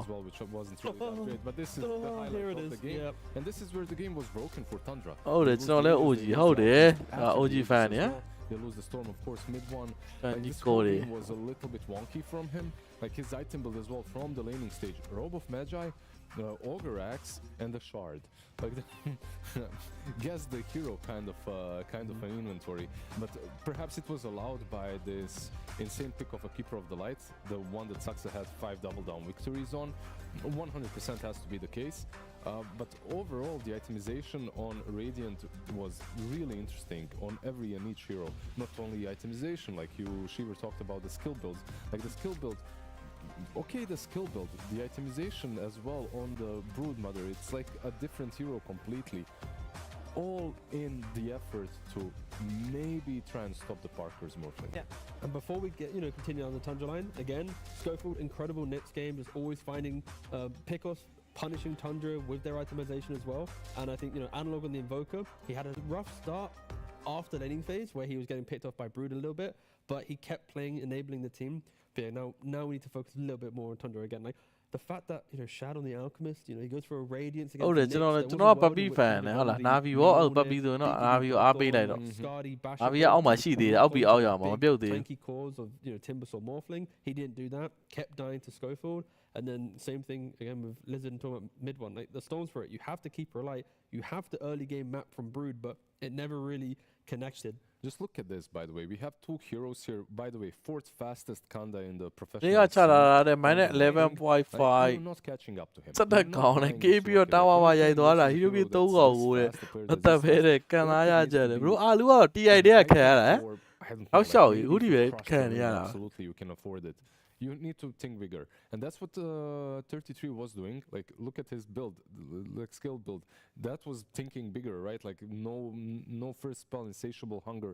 at all, just so it cannot be stolen. At the same time, BKB and Vessel, very quick Vessel. He had a ဟို really ကျောင်း good ဆရာ game, ပြောင်းနေ and the ကို next ဆရာ item ကျောင်း that ပြောင်း you နေ don't ဆရာ see ကျောင်းဘာ right လုပ် here, နေတယ် but မသိဆရာကျောင်း he had it already in the quick buy. That was the hex, so he knows what he needs to do.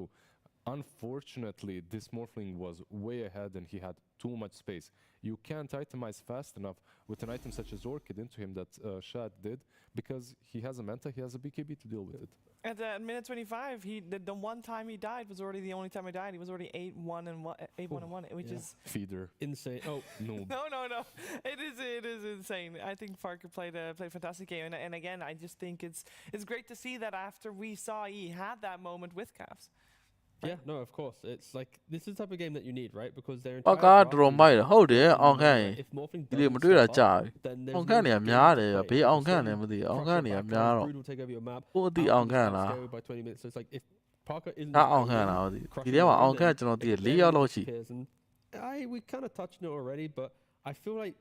maybe the reason why we saw 33's build is because like mid was having a struggle in the mid lane. He sees his carry also going for a radiance against the Nyx assassin, so it's not as if you're That going is to have how a quick kind of an earlier BKB to maybe pressure in. You're also allowing for the radiance burn to be utilized by နီး the စပစ် Nyx တာ for လဲ the စောင်း counter တန် stun. သွားနော်တကယ် It's နီး like- စပစ်လိုက်တာကြီး And it was. It's just again, it's like everything just felt off from Tundra. Like 33 has to change his build based on the speed of the game. This အ is ကမ်းမေကိုလည်းကောင်းလာ maybe လို့ one ဖြစ် of တယ် those ဗျာ Storm Speed ကို situations လည်းကောင်းလာ when you လို့ really ဖြစ် feel a သွား stand-in effect. Like one of those အ games ကား where you feel like MVB ပဲ a ပေါ်လာ team လှုပ်ချက်ကိုကြည့်အောင် that has played together for a longer time, that has had multiple scrims before the tournament, would not overlap in items at least. No, but how would they have adapted? Would they have had a very different game plan? Because အကောင် the ပဲတည် picking ခွာတာနော် of the Brood and ငါတစ် We Therefore, like you the have Brood, to- by the way. Let's Even with discuss that panel. No, I mean, it's still both fine. of us, we love the Brood. We were like, yeah, I will happily Moon die. loved the Brood. I'm on the hill where Tundra did outdraft Heroic in this game, okay. and they should have played better in the early game. But they did put themselves on a timer of Morphling becoming the raid boss they could never kill. I just respected and thought Tundra would be able to ဝဲ close out ကြည့် the game. ဝဲကြည့်ကောင်းတယ်ဝဲက9000 6000ပဲပြီးတော့နောက်တော့စီစီတစ်ခုပြီးတာအဲတော့ဘိုက်တဲ့9000ပဲနော် Like this. ဘရိုလုံးမတည်တဲ့တော့အဲ့ပတ်စတွေတိတ်ထားရတော့ဘရိုဘုတ် ဘိုးတွေစားလို့ရတယ် 100%. မနေ့စာကောင်းကောင်းလေးစားလို့ရဝင်းကောင်းဦးဝဲဦးဝေပိုင်းနဲ့ဖဲကြော်ဝေပိုင်းနဲ့အေးစေးတပိတ်တစ်ခွနဲ့ ခုတော့ဘရိုအာလူဘွားကြီးရန် Level 5 Morphling is rotating on the enemy side. ငါတို့1000 2000လောင်းလို့ရတော့ကျွတ်ပြီနော် Getting that farm over there and running away from the Brood in the perfect time. နောက်ဆို short လောင်းလိုက် With that, 9000 6000 yeah, မလောင်းနဲ့တပွဲတော့ so 2000 3000ပဲလောင်း This man has it all. မလောင်းရင်တော့ပိုကောင်းတယ် Right item builds. ကောင်းဆုံး he's got the suggestion right ပေးတယ် skill set later on. အောင်းဆိုမလုပ်လေ He's ကောင်း executing လေပဲ roles properly and he's rotating out of the Brood lane when it's necessary. It was the Parker show at the end of the day. We'll see if we get another one of those shows because game number 3 of these two teams coming your way after a break.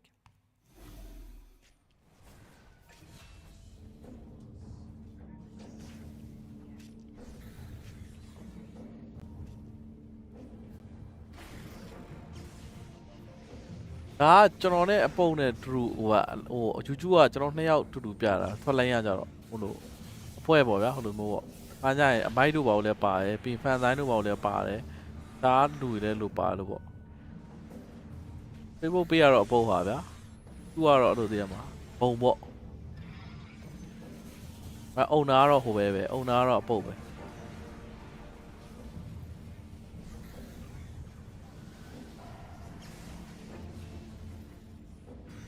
Lấy bây giờ đi cả choမြန်မာဒူရာတူပွဲတွေပါလုံးဖို့တော့တခြားနိုင်ငံသားပွဲတွေလုံးဖို့တော့လုပ်ထားတာဗျာဒါမှမကျွန်တော်နိုင်ငံသားပွဲတွေလုံးလို့ရတယ်သူကြည့်ရလို့ကျွန်တော်သိတော့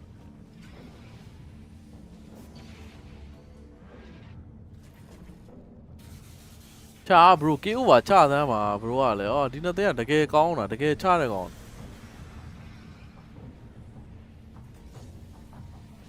3 OG ပွဲတဲ့အကြိုက်ဆုံး PSG LGD ကို3-1နဲ့ရှုံးနေက3-4နဲ့ပြန်ဆော့ခမ်းပတ်သွားတဲ့ TI Final ပွဲအကြိုက်ဆုံးပဲကျွန်တော်ရဲ့ TI ပွဲကအကြိုက်ဆုံးပွဲကဘေးပွဲလဲဆိုရင်တော့ဗျာ Alliance နဲ့ Navi ကကျွန်တော်အကြိုက်ဆုံးပဲအဲ့မှာကျွန်တော်ဆောင်းအားထိုးတာကိုပို့ပြီးတော့ high သွား Alliance နဲ့ Navi နဲ့ကိုဗျာအဲ့တော့က Navi က9နေပြီဗျာ9နေပြီတဲ့အချိန်မှာပတ်ရဲ့ Dream ကွာကြီးအဲ့မှာ Surprise Motherfucker TV ဖြတ်ပြီးတော့အဲ့မှာ Profile နဲ့ Red တာအဲ့မှာတည်းမှာအဲ့အဆောင်းအားမိုက်အဲ့ TI ကြီးအဲ့ TI ကြီးတော့ဆောင်းအားခိုက်လိုရာလို့စကွက်လေးတည်းမှာ Siki ရဲ့ IO ရဲ့ profile ကျွန်တော် hero တွေတော့မှတ်မိတယ်အဲ့တော့ပတ်ရယ်ဘက်ကကျတော့ Kuroki တို့ Papi တို့အဲ့မှာ Kuroki က Rubik Papi ရယ်ပြီးတော့ Akamic က Ace ပေါက်လားပါအဲ့ကောင်တယ်ပဲ Ace ပေါက်ဟုတ်တယ်မလား Ace ပေါက်လားပါ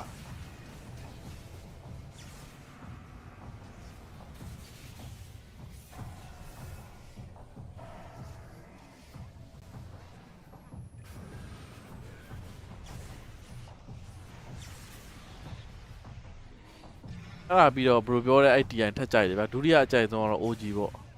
အကြိုက်ဆုံးဆိုအဲ့ final ကိုပြောတာ pass ကတော့ Navi နဲ့ Alliance ကြိုက်တယ်စက္ကန့်မှာ OG ပြီးနောက်တစ်ခါထပ်ပြီးတော့ OG ကကျတော့တိတ်တော့မမိုက်တော့ဗျာ3-1ရအရင်ဟိုဟာဖြစ်သွား game 1ပဲ highlight ရအဲ့ liquid နဲ့ OG နဲ့ရှေ့တစ်ခေါက် PSG နဲ့တော့တကယ် high တယ်နော်ပြီးတော့ split မဆိုး split လည်းမိုက်တယ် split နဲ့ PSG တော့လည်းမိုက်တယ်မနဲ့မိုးလင်းသွား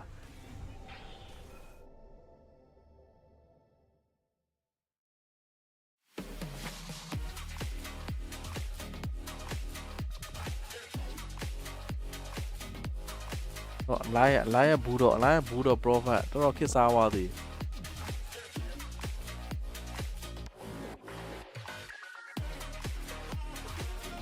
ကျွန်တော်ဘာတချင်းတော့အတန်ရှော့ပါရအောင်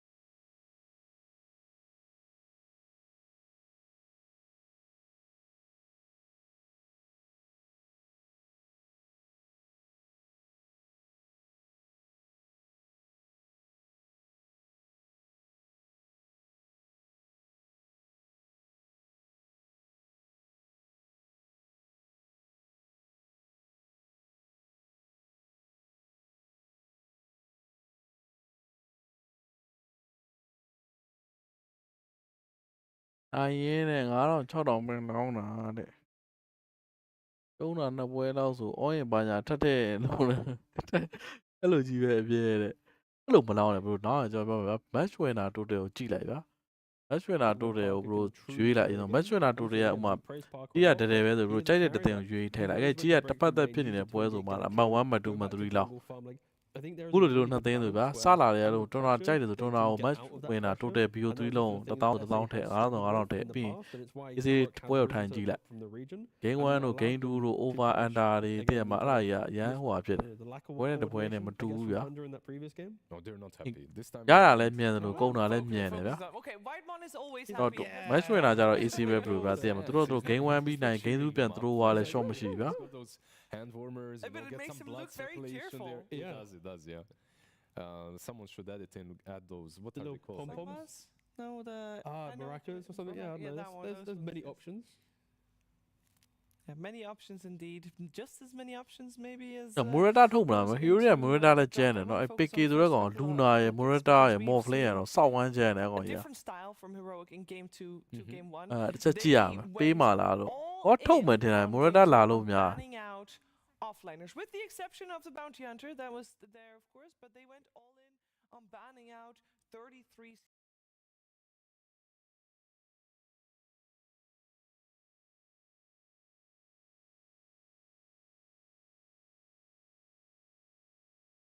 That we are wrong. Like Okay. I like the brood, they like the brood, but maybe we had a I don't think that faulty game's about idea. drafting. I think it's I'm just gonna say this. If I have my offlaner, I'd prefer him to have 4 or more spells, not 3. I don't know. I think we're harping on the wrong points here. You know, like Brood, he finishes the game like 9, 5, and 7. Everything that we can credit Tundra for in that 4 game. spells.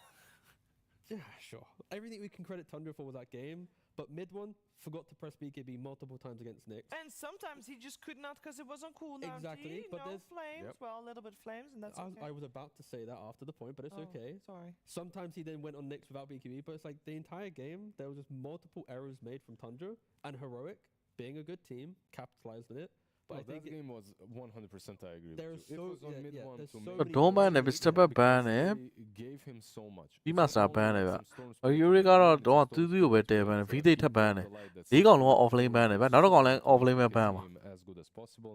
He's ဟောသူ recalling him constantly ADF လို့ when ဖြစ်နေ he's သူက magic. တော့က He's recalling him when he's about to steal stacks so that storm finishes them တော့သူ off. စောတဲ့ hero မှာ So လွတ်နေတာဆို overall, အခု it's ပါ very ရှိမှာ good. စမ်းကင်း Unlike စမ်းကင်းလွတ်တယ်ဗျ it's easier to ရော find မာ out သား these လွတ်တယ် days. စမ်းကင်းလွတ်တယ်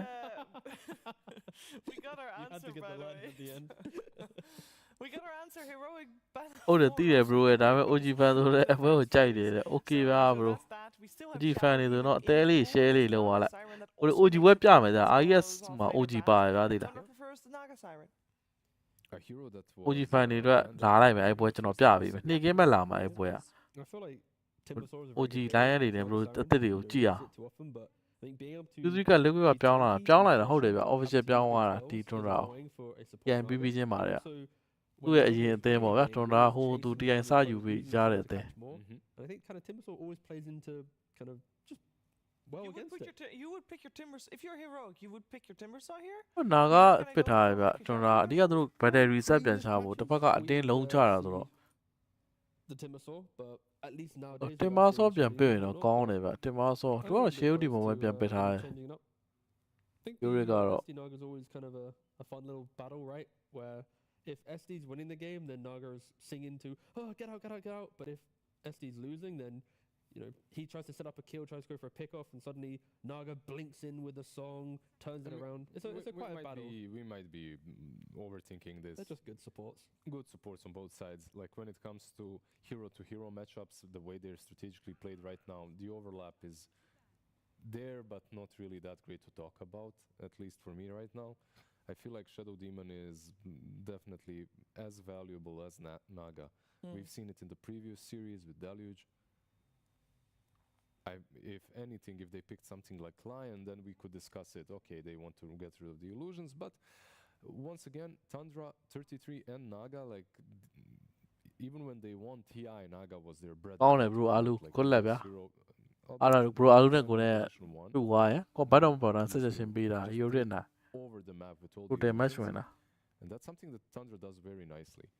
Using summons and illusions to get them a strategical advantage in the game. ငါကနေတော့စိုးတယ်ဗျအဲ့ support ကလေလိုက်အိတ်လိုက် It's why ခုနာသွားလိုက်ဒီနာသွားလိုက်ကန်ဆာပေးလိုက်တဲ့ပြီးအဲ့နည်းနည်းစိုးတယ် banned out. ပြတတ်နိုင်တဲ့ကောင်ပါရင်တော့အကြောင်းမရှိဘူးလို့ stone spirit တို့ hero s spirit တို့ This time round. နာဘာ spirit vice spirit ဗျာ I wonder တော့ if that's spirit the brother one တဲ့ that တကောင်လုံးနဲ့အဲ့ we နာ see ကော here. လိုက် Well, that is try some, တော့မ some စိုး respect coming out from Tundra. Gyro and တင်မဆော့တို့ပြီး gaio carry တို့ပါအောင်ဆိုမစိုး more flame လည်းမစိုးပါဘူး Morphling တော့ ban လိုက်တယ်ဗျဒါ ဘက်က Tundra e-sport တိသွားတယ်ဒီ Morphling တော်တော်ယုံနေဆိုပြီးတော့ Morphling ကိုင်ကို ban လိုက်အဲ့ Morita တော့လွတ်နေတော့ပဲ Twingate and you know you can throw down an ensnare, but compared to others that provide damage, it can always be a little bit of a nuisance for Naga to play into. Yeah, and I feel like a good Naga player right now finds a lot of farm, which also means that it's taking away the farm from your team. You know, just a couple of illusions here and there, defending, pushing some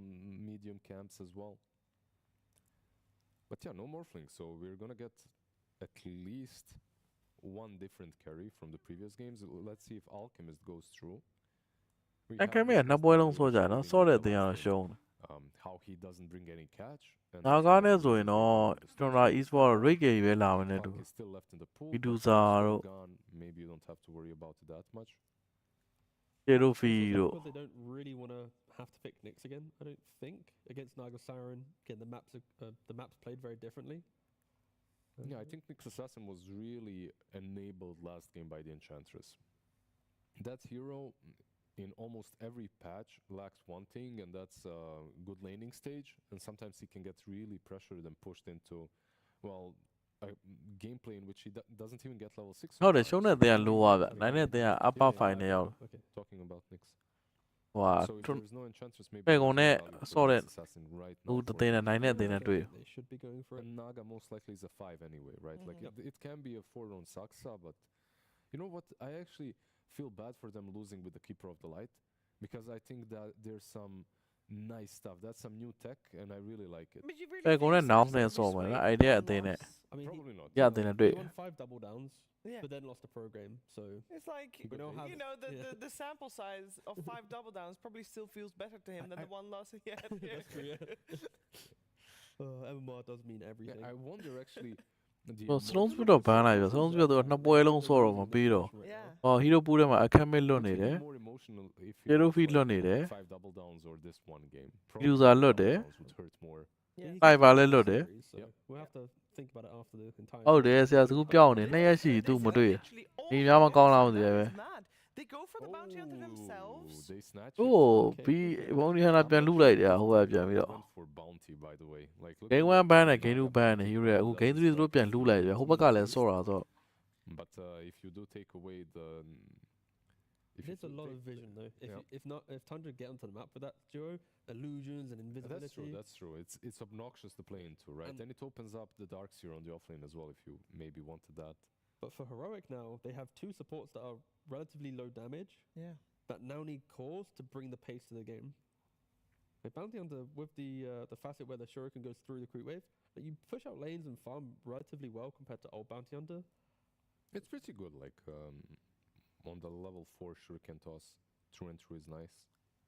ဒီနေ့ပွဲတွေက3ဝက်အပြည့်ဟုတ်တယ် bro I mean, Well, the MC. mana cost for damage is insane in It, that it hero. always was. ငိုးလေးလာပါနန်းလေးလာ It's bro bro နာမည်က always insanely MC. valuable for the mana cost. At some Bro, point, MC, people were eh? just messing up mangoes going in the lane. အဲ and just 3ဝက်ပါ spamming ကျွန်တော်ဒီပွဲကတော့အကြိုက်ဆုံးပဲသူတို့ဆော့ Game 1လည်းမိုက်တယ်ဗျာ Has လုံးလို့ to AFK တာမတွေ့ရအောင်ချတယ် Game 2လည်းချ 2 picks now for both of the teams. 80 is ဆော့တဲ့အသင်းမဟုတ်နှစ်သိန်းတော့ကျုံ the game to like, you know, solve the potential puzzle that's there. I think it's pretty value because Heroic is throwing a little bit of a curveball. ဟော this ဟော draft ပြောနေ because ကျွန်တော် the မရ fact တာ that ယူ they လို့ရပြီဗျာဒါပေမဲ့နာကအိပ်ပြီးတော့နောက်ပြေးကက်လာရင်ကြောင်ပြောက်တယ် So they're Oh, having to discuss, Pango. okay, how do we deal with the hero? And If I was gonna call one hero, it would be the Pangolier. Not because I'm some giga brain when I see these 4 heroes, just because they didn't play it a lot and they recently played in pubs. Yeah. So they're able to play it on mid and on the offlane as well. no, and it makes sense. When they conclude this phase of the draft, they'll be able to flex where the Pango goes. And no, I like this response for Tundra against Heroic. Like their lanes, if it is Pango to offlane, Snapfire will give aggression to the lane where you can, you know, Scatterblast plus That's a good Swash. yawn right It's good. there. Now by he's the way. gonna have to wake up. Maybe that's why he didn't press BKB in the last game. Sometimes yawning It's not refreshes fire. the air in your lungs, and so you'll I'm- be more awake afterwards. I'm a draft yawner as well. Every time during the draft, True, I'd it have can like be cold boring, feet, yeah. cold hands, and I. တန်းကင်းကပျောက်သွားသလိုပဲနော်ဆန်းကင်းနည်းနည်းလေးတော့နဲ့ဒါပေမဲ့ဆော့တော့ဆော့ကြပါတယ်တောက်လျှောက်အသင်းတွေက For the game. I'm not snooze fest like Anna. Oh no, I'm gonna yawn now. ဟော I can make ပြစ်ပန်ပြီ I can make ပြစ်တဲ့အသင်းကရှုံးနေသူတို့ I can make Game 3 Hero တွေတော့ပစ်ထားတယ်ဗျာသူတို့ So far, ပြတ်တင်မဲ့အားလီမှာလိုက်ချမဲ့ဟိုဘက်ကရောစပန်ပဲပြန်ပစ်မလား Alchemist in both games melt, like absolutely melted. Yeah, it didn't look great. No. Both of these games, they looked really damn bad for Alchemist. However, these teams do continue picking it, which means that they still have. Don't faith worry, in I the can make a offlane. bit, you know? Alchemist has been an overall very solid pick through the tournament. ဟော Prime B ပစ်ထားတော့ဗျာ Cloud War တော့မရှိဘူးကောင်တာထောက်မဲ့ Hero ဘိုးနှစ်ကောင်ကတော့ဒီဟိုကောင် root ချုပ်လို့ရတယ်ဆိုပေမဲ့ Prime B တော့ကောင်းပါတယ်ပစ်လိုက်တာတွေတော့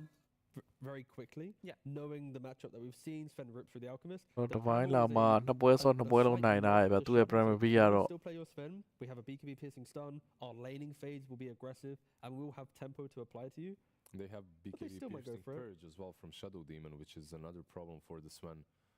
Just to keep him contained. အမား with ကြိုက်တယ် his နော် team အမားကြီးက fights. ပြောင်း I နေ think တော့ it'sကြာ the ပြီမင်းက best ဒီဘက်အမားတန် assault. I think they တေ need ဦးဒီမုံလည်း maybe ကျွေးလို့ရ some BH တို့လည်းကျွေးလို့ရဒီ Precoci လောက်လည်းကျွေးလို့ကောင်းတယ် I think it just puts You're Heroic chain in a and bit of more a kids dilemma, up by that. and Well, sure, playing you it have good. Shadow Demon to disrupt the Medusa and to annoy her a little bit, but you You'd have rather pick that now? လူနာဆိုးပါ this is လူနာ the လေး best, တော့ကောင်း Yeah. မရှိဦးဒီမုံ I'm မော not sure. ပါရနော် I know that Hero teams ညာကြီးတော့မကြိုက်ဘူး stopped picking her, but I still believe that Luna is really strong, especially in this situation. Like when you look at the Primal Beast, you get a mini stun against him as well, which is always valuable. Oh, true, actually, yeah. These two supports as well, like the Shadow Demon and the Bounty Hunter, pretty much low HP. You don't care about the Shadow Demon any longer. I know that some people are talking about it as well, but the illusions into Luna are pretty damn bad right now. Like you disrupt her and she literally one-shots the illusions with the second spell.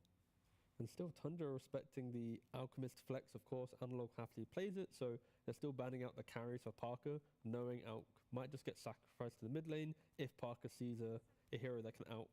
carry everything. Which they have done, right? Like Yeah. And also, laning-wise, I think Bounty 5 and then SD Primal feels a little bit better. Shadow Demon can then set up for Primal Aggression. Bounty then enables the range carry. So yeah, I think overall bans are fine. But We also have the Pango that can still be flexed on the side of Tundra, so both teams having a couple of options here in the final stages of this draft. yeah, I feel like the hero pool for the mid lane is much higher right now, bigger than the one for the off lane though. So if you put this Pango on the mid lane, it's kind of making it harder for you to find the right hero for 33. very good co-op. There is a world where Tundra forced the Alchemist into the carry role by picking a very anti-Alch hero from the mid lane. Obviously, I don't think they're going to go crazy and just go, here's a Husker pick, for example, but maybe there's a mid one hero that he knows he'll be able to beat mid-Alchemist, and it'll force Heroic to think about the flex a little bit more than just, hey Parker, what do you want for carry? Well, Puck is still in the pool, which is somewhat surprising, I feel. Yeah, Puck is still available. Not too bad here for Tundra as well. But you have to keep in mind Huskar. Like this hero is also left in the pool. Like teams are opting to go for cheese more and more often now. ရှေးဦးဒီမောင်ကန်လူနာဒါပေမဲ့တော့နိုင်လဲဆော့မှာဆိုပတ်ကတော့ကောင်းသွားတယ်။ဘောက less space ဆိုတော့ပတ်ကိုကောင်းမှုတော့ dragon knight ရှိမယ်ဗျာ။အဲ့စပစ်တော့မယူတော့ဘူးထင်တာပဲ။ dragon knight ရှိမယ်အမရှိမယ်အမကကောင်း fight spirit ပေါ့ You can shut down Puck. on ball fight spirit There was this one hero that worked versus Puck yesterday, at least that's the Monkey King. Like Stormer did not have a good laning stage into him. But why is Puck good here besides that is there's not a lot of catch on Heroic, right? Like this is something that There's not maybe any we catch. Exactly, we didn't touch upon. Medusa, it, especially wow. against mid. Alchemist into Puck is a decent lane. Oof. So Medusa I was gonna carry say, 'cause this I can't admit မစိုးပါဘူးဟုတ်တယ် it is still very greedy. It's greedy. Greedy butတော့ there ဖြစ်တယ် are way to fix it through ဒါပေ Primal မဲ့ Beast နိုင်တော့ပါ Action, greedy ဖြစ်တယ် and ဆို then paired with the Bounty Hunter with Track Gold, you'll force more.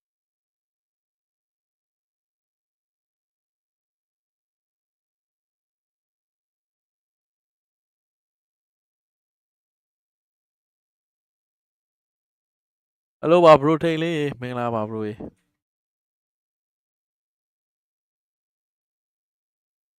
ကောင်းနေပွဲလေးမလာခင်လေးဘာသာလေးထည့်လိုက်အောင်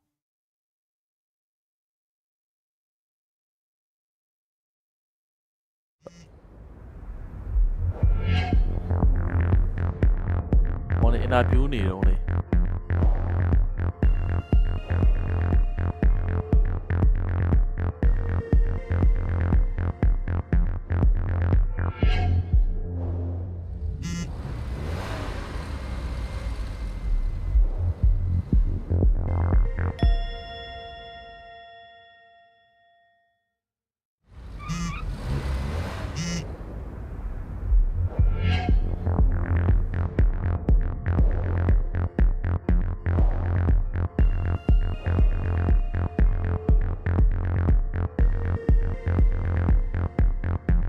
Heroic ကြိုက်တယ်ဒီပွဲ Heroic ပဲကြိုက်တယ်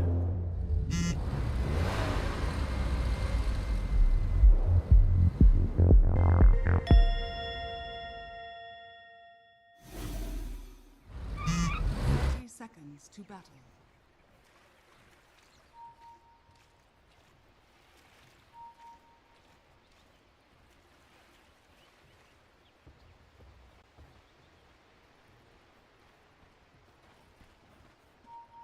Heroic ကြိုက်တယ်ဗျ Heroic ကြိုက်တယ် sorry Heroic ကြိုက်တယ် bro ကြိုက်တာထည့်ဗျဘာလို့ဆိုတော့ဒီ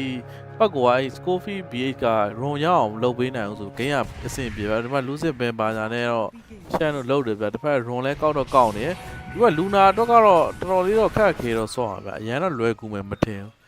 အောက်မှာ run ရကြည့်မယ်ဆိုရင်လည်းဒါတ run 3ယူတော့မှာပေါ့ဟိုနေကဖြဲတော့ဖြဲတယ်ဗျာနော်ဟို academic ကလည်းဗျာပတ်နဲ့ထိန်းတာပြဿနာမရှိဘူးဗျာ access rate ပါညာဗျာပြီး စောသီးပါအဲ့တန်ထည့်မလဲတစ်ချက်ကြည့်အောင်ဒီ radiant တွေပိုင်းနဲ့မစော့ပဲနဲ့ဗျာ mega zan တွေပိုက်တွေပိုင်းနဲ့စော့မယ်ဆိုတော့ပိုကောင်းတယ်ဗျာတက်ပြီးတော့ medusa item ပြည့်တဲ့ချိုးတာဝါဒီ base ကအဓိကဒီ roman လာကြီးကန်ဆာပေးဗျာ main 1ကကြောင်ပြောက်တယ်ဗျာအဲ့တော့ကျွန်တော် game 1တော့ hero ကြိုက်တယ်ဗျာအဲ့တော့ညီကိုတွေကိုနဲ့အတူပဲအောင်ပွဲခံမလားမျက်ရည်တွေပဲကြာမလားတော့ကြည့်ရမှာဗျကျွန်တော် game 1နိုင်တဲ့အသင်းက game 2 game 3မှာပြန်နိုင်တယ်ဆိုတော့ဒီဘက်က hero တွေပြန်နိုင်လောက်လားကျွန်တော် hero တွေကြိုက်တယ်ဗျ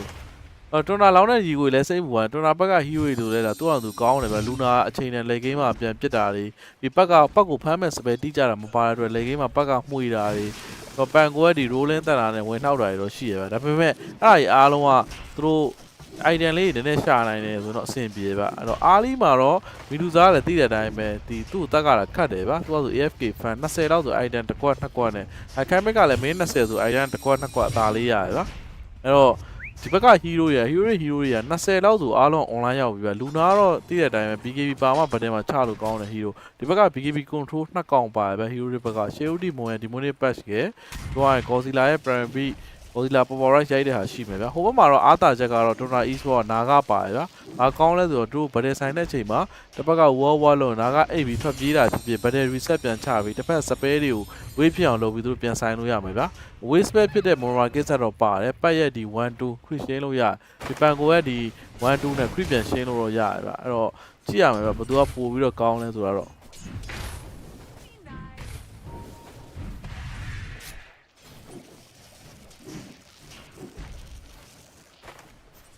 တော့ Scoopy နေနေတော့အောက်မှာသူအပိုင်ဆုံး hero ပြောလို့ရတယ်သူဟိုးအရင်ကအဲ့ BH ဆို SV တို့ကစော့တာဗျသူတို့မီဒူဇာတော့ AC ပဲဗျလက်စစ်ကောင်းအောင်စားရဲလူနာနေလည်းလက်စစ်ကောင်းစားအဲ့တော့ဒီဘက် K နှစ်ကောင်လုံးကတော့လက်စစ်ကတော့ဒဲတယ်ပဲဗျ offlane နှစ်ယောက်ရှင်မယ်ဆိုလဲ primary အနေနဲ့8ကောင်စားရဲ2ကောင်နိုင်တယ်ဒီဘက်ကဒါပန်ကိုအနေနဲ့လည်း9ကောင်စားရဲတကောင်မှတော့မနိုင်ဘူးဒါပေမဲ့တူတူပဲဗျလက်စစ်ကတော့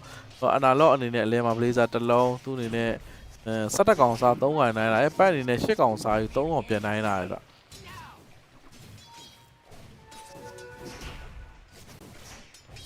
ကြည့်စိတ်ဝင်စားတာတော့ academic ဘယ်လို item သွားမှချင်းဒီ radiant တွေပဲသွားရင်တော့တိတ်တော့မကြိုက်ဘူးတခြား item သွားသေးတယ်ဒါပေမဲ့ဘယ်သူမှမသွားဘူးပဲတော်ဆန်တော့ဆိုလဲတော်ဆန်ဘက်မှာတော့ academic ကိုဒီ radiant ပြီးတော့ BKB တကာပုံမှန်လိုပဲသွားတာပဲဒီမှာတော့ဒီပိုင်းလာမှာသူရတော့တော်တော်ကိုင်းနေပဲလူနာပစ်တာလဲနားအောင်နားတစ်ဖက် shadow point တွေ grenade တွေတော့ပြန်တော့သုံးတာ white more Godzilla onslaught ရှိရဗျ abroad တစ်စက်နဲ့ onslaught နဲ့ပြေးတိုက်တယ်ဆိုပေမဲ့ onslaught ကြီးကလွဲသွားရဗျဒီကတော့ချိန်ချောက်လိုက်တာပဲဗျချိန်ချောက်ရင်စီထည့်ခံရမှာဆိုတဲ့အတိုင်းပဲနားနေပြီနော် KJ သွေးတော်တော်ကိုင်းနေဟိုမှာလဲ shadow point စင်က4စင်ပြသေးတယ်နည်းနည်းရှောင်းတိန်နေတာသွေးလေးကဆက်စီသွေးတွေဖြစ်ကုန်နှစ်ကောင်လုံးကဟုတ်တယ် bro academic နဲ့ medusa တော့ဟုတ်တယ် very greedy တော့ဖြစ်တယ်ဒါပေမဲ့လက်ရှိကသူကလိမ့်မှာပြဿနာမတက်တော့ပစ်လို့တော့ရရဗျသိပြဿနာတော့မရှိဘူးဗျဒီ medusa နဲ့လည်းဟိုကောင် AC လိုက်ပြီးတော့ first speed ကလူစရာမလိုဗျာacademic ကသူ့ lane creep တော့ creep စားရင်ဖတ်တဲ့ hero medusa ကြောဒီ jungle creep နဲ့ဒီ stat တွေလည်းသူကစားလို့ကောင်းတယ်ဗျအကောင်တော့ online စောရင်တော့နည်းကြောက်အောင်အဲ့တော့ travel ဘာညာနင်းပါလား abroad 3နာရီပြီးတော့မှလုပ်လို့ဆိုပေမဲ့တူနာပြန်တော့နာတော့နာဆို white more လည်းပြန်ပြီး and ချုပ်ထားတဲ့နောက်မှာတော့လူစစ်ဘင်းနှစ်ကောင်တော့သူရဆက်စီလေးနေဗျာဒီအပေါ်လန်တကယ်ကေးဖို့အတွက်ချက်များနေပြီ shadow point တွေနောက်တစ်ဆင့်first blood ကိုတော့နော် KJ နေတော့ရသွားပြီဗျကောင်းသွားရဲ့ KJ shadow point တွေ၄စင်းတိတိနဲ့ပဲ hero K ကိုယူထားရဗျအဲ့တော့ main 1ကောင်းတယ်ရုံရအောင်ကောက်သွားဘယ်မှာကောက်ဟိုဘက်ရုံမှာပြန်တော့ရအောင်လုပ်တော့မစိုး main 1ရောအဲ့မှာ level 2ပဲ3ခဲ့ပြီလိုက်ဒီပတ်ကြီးကျန်းဝိုင်းတော့စိတ်မကောင်းတော့ပတ်ဆောင်အားကောင်းဝိုင်းတော့ဒါပွေနောက်မှာပတ်ကဘာလို့ပတ်ကိုဖမ်းမဲ့စပယ်ရဒီဘက်မှာဒီ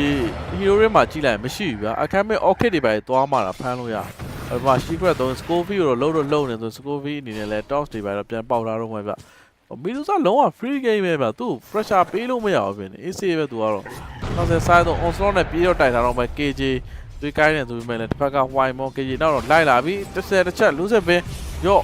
ဒီဆိုရှင်နဲ့မြုပ်တယ်ဆိုပေမဲ့လည်း hit ရနောက်တော့ထက်ရမှာလားပစ်ထားတော့မယ်နောက်တစ်ချက်လူစစ်ပင်နောက်တစ်ချက်ဒါ magic တော့ပြန်သုံးသားသေးဖြစ်တယ်နောက်တစ်ချက်ကောင်းတယ်ဗျရအောင် hero K နှစ်ကောင်လုံးတော့ယူသွားဗျအပေါ်လမ်းမှာ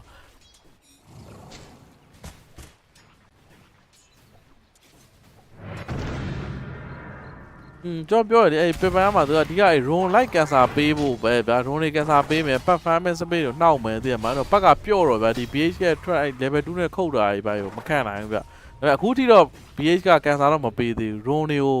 ဟိုကောင်အပြည့်ဝတော့ရမယ်ဝမ်းဗျာအပေါ် run တွေရောအောက် run တွေရောသူကပြန်တော့ကောက်တာပုံမှန်ဆိုပတ်ရဲ့အားနဲ့ချက်က run မရရင်ဆောင်းမှုတယ်ဗျာသိလားအခုကသူ run က AC ရနေတော့မယ်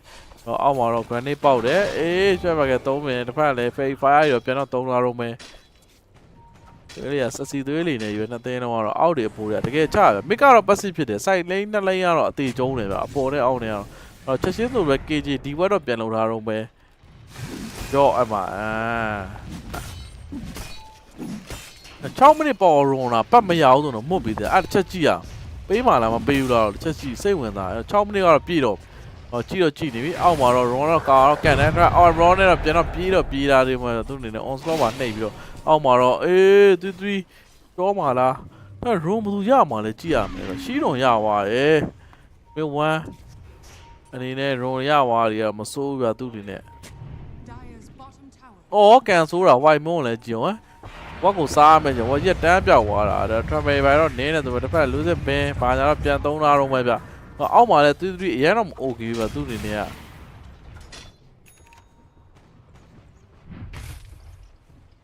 ဒီ game ကညိန်တော့ရှော့ပြီဟောရောနားလေကန်ဆာတော့အဲ့ BH ရဗျာBH က4ဆော့ရဆိုပေမဲ့ Scovia 4ဆော့ပဲဒါပေမဲ့ roll ရောက်သူအောက်လမ်းမှာလာဆော့တာပဲတော့ Saska တော့မြင်တော့မြင်9မိနစ်တော့သွားကောက်တော့မှာအဲ့ဒါ short နော်အဲ့ဒါ short Dire's bottom tower. အဲ့တော့အရေးကြီးရယ်ကိုကီးနဲ့ရှောင်းနိုင်ရှောင်းမရှောင်းနိုင်တော့အေးကိုတော့ဖြောက်တယ်ဆန်ရီတော့ထောင်လိုက်ပြီအေးနာကဘာညာချုပ်မှာလားမြင်တော့မြင်သွားပြီဗျဟောသေးလို့နော်အဲ့ဒါကြီးတယောက်ရှဲဆိုတာဟိုကမူးပြီးကောက်မှာဗျတော့ဆန်ရီတိုင်းတော့ပေးလိုက်ရဗျ TP နဲ့ပြန်တော့ကြားလိုက်ရဒီကောင်တကောင်ရဖို့တော့စကိုဗီဒီလိုင်းထဲမှာတော့ကတိုးလေးတော့ပုံးနေဗျတစ်ဖက်အတိုင်းကိုပြောက်ပါညာမြင်တော့မြင်သွားပြီဆန်ရီချမှာလားဆန်ရီချလိုက်ပြီဂျောင်ပိတ်ရိုက်ပြီဗျ scatter blast ကိုဗီတော့မှာလား level 5တော့မစကိုဗီရဖတ်လိုက်လားသူ magic စစ်3ခုရှိမယ် loader ရှိမယ်3ပါလားသူနေ loader မ3သေးဘူးဗျအော် level 5တွေကြုံပေးကြီးအခမ်းမဲ့နေဒီမှာ stat တွေတော့စာနေပတ်လာတော့ဝင်တော့နှောက်တယ်ဗျာဒါပေမဲ့သူလည်းသူရတော်တော်ကိုင်းနေနှောက်တယ်ဆိုပေမဲ့အခုထိတော့ရန်ကြီးတော့ပြတ်တာပါမရှိသေးဘူးတိတ်ပြီးတော့เนาะအခမ်းမဲ့4000စားလာတယ်မီဒူဇာ3500စားလာတယ်လူနာလည်း3500အဆင်ပြေရဗျ primary က3200ဒီ33ပဲနည်းနည်းလေးတော့မွတ်တယ်ဗျ900လောက်တော့ကွာ1900ဗျအဲ့တော့မင်းမတော့တာဝါတော့နှဲ့တယ်အနာလောအနေနဲ့ကတော့သူအပြားတောင်းနေပါပေးတဲ့အထိတော့ရောက်ပါမလားဟိုမရောက်တော့ထင်တာတောင်းပေးရင်သူကဘာသူ့ပေးမှာအဲ့တော့ on slot ပြေးတိုက်တယ်ပေါ်ပေါ် right တော့ရှိရတယ်ဒါပေမဲ့မသုံးသေးဘူးဗျတစ်ဖက်က scatter blast ပြန်သုံးထားပြီးတော့နောက်မှာတော့အခမ်းမဲ့အနာလောပဲစားနောက်မှာထပ်ပြီး sas ကအနောက်တော့ထပ်လိုက်အောင်ပါလားဒီနေ့လမ်းကွက်လမ်းလွဲသွားလမ်းလွဲသွားဟိုအောက်ကြီးကိုပြေးသွားပြေးလဲဘာဖြစ်လဲ stat တွေရှိလားဆိုတော့ကြည့်တယ် stat ကမရှိဘူးဗျမ stat တာဟုတ်ဗျဒီမှာ white moon အနေနဲ့ကတော့ stat တွေတော့လာပြီးတော့မြင်ဝက်တော့ထောင်ဝေးတာဗျဟိုဘက်ကလည်းမြင်တော့မြင်တယ်နော်ဘာလို့မဝက်အစိမ်းအောင်လဲဆိုတော့နာကလာထောင်ကတိသွားပြီဗျအဲ့တော့ဒီဝက်ကန်မီနဲ့တူဒီဝက်ကန်ပြီဒီမှာလဲဂေါ်စီလာအနေနဲ့ဒီမှာချောင်းနေတယ်ဒီပိုင်းလာမှာဟိုဘက်ခေါ်ဆိုဟိုဆန်တွေနဲ့တော့လာတော့ပိတ်သွားပြီဗျနာကတော့လူတော့ eclipse နဲ့သုံးမလားမသိဘူးအီကလစ်ကြီးသုံးပြီတစောင်းကြီးကော်သွားတော့ကန်ဆိုးတာကိုလည်းကြုံဟိုဘက်ခရီးကမတိကြအောင်ဆောင်ပြီးဒိုးသွားတော့အောက်မှာတော့ travel ပါညာနေကိုကီးနဲ့တော့ပြေးတာလွတ်ပါမလားဒီမှာတော့ arrow rule တွေပိုင်းနဲ့ပဲ short သွားဗျ sas ကဒါပေမဲ့တန်မှာ academic ကြီးအပေါ်မှာရလိုက်တာဗျမစ်ပြီးတော့မစ်ကြီးပြီးတော့ academic ကြီးက level ပါအထက်ရလိုက်တန်မှာကျွန်တော်ဘက်ကကြည့်တော့ Radiant's top tower. လူစားလဲဖတ်တယ်ဆိုပေမဲ့လည်းလူနာလဲဖတ်တယ်က4600ရှိလူနာလဲသွားချုပ်လို့မရအောင်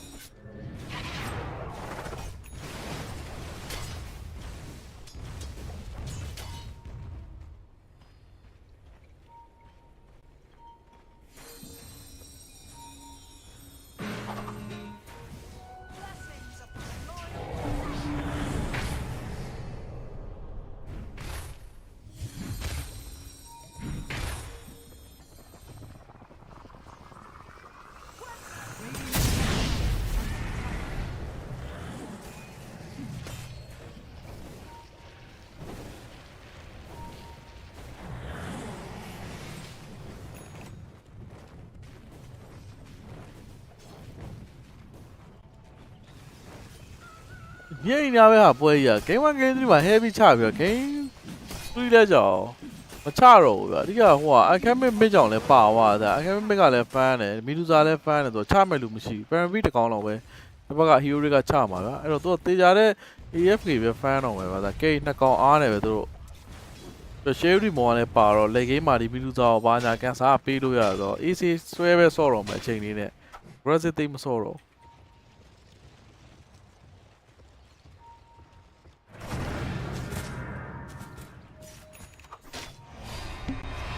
drink wine နေပါတော့သုံးထားတဲ့နောက်မှာတော့ကဲနောက်မှာကိုမူ level 2တော့ရအောင်သုံးတာပတ်နာရနော်ပတ်ရှော့တော့မှာရှော့ပြီးပကြီးအောင်အေးမစပဲစနေထောက်မေးတာနော်တစ်ချက်စာလွတ်ပါမလားလွတ်သွားတယ်ဟောဘယ်ဝကောင်းလိုက်တာ3%နဲ့ရအောင်ရှောင်သွားတာဒီဘက်မှာတော့ကောင်းလေးတော့ပတ်ဆက်ယောအဝစ်ရှော့တာစတာဖာယာယူအဝစ်ရှော့ပေးလိုက်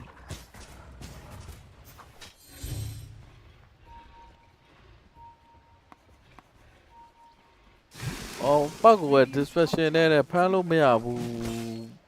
မရဘူးလေ level 2နဲ့ဘယ်လိုဖမ်းမှာဖမ်းလို့မရဘူးဒီကအဲ့ orchid ဆက်မဲ့ကောင်ပါမှာဗျ BH orchid ဆက်ဒါမှမဟုတ် icamic က radiant dagger orchid အဲ့လို item ကိုအစောကြီးဆက်ပြီး orchid တွေပြီးဖြတ်အဲ့လိုမှရမှာဗျဒီပြီး onslaught နဲ့ဝင်တိုက်ဖို့တော့ကလည်းပတ်ကြီးကိုအဲ့လောက်ကြီးမလွယ်ဘူးဗျခုနကဆိုကြည့်အောင်ပတ်ကြီး3%နဲ့လွတ်သွားသားလိုက်တာမို့ကြီး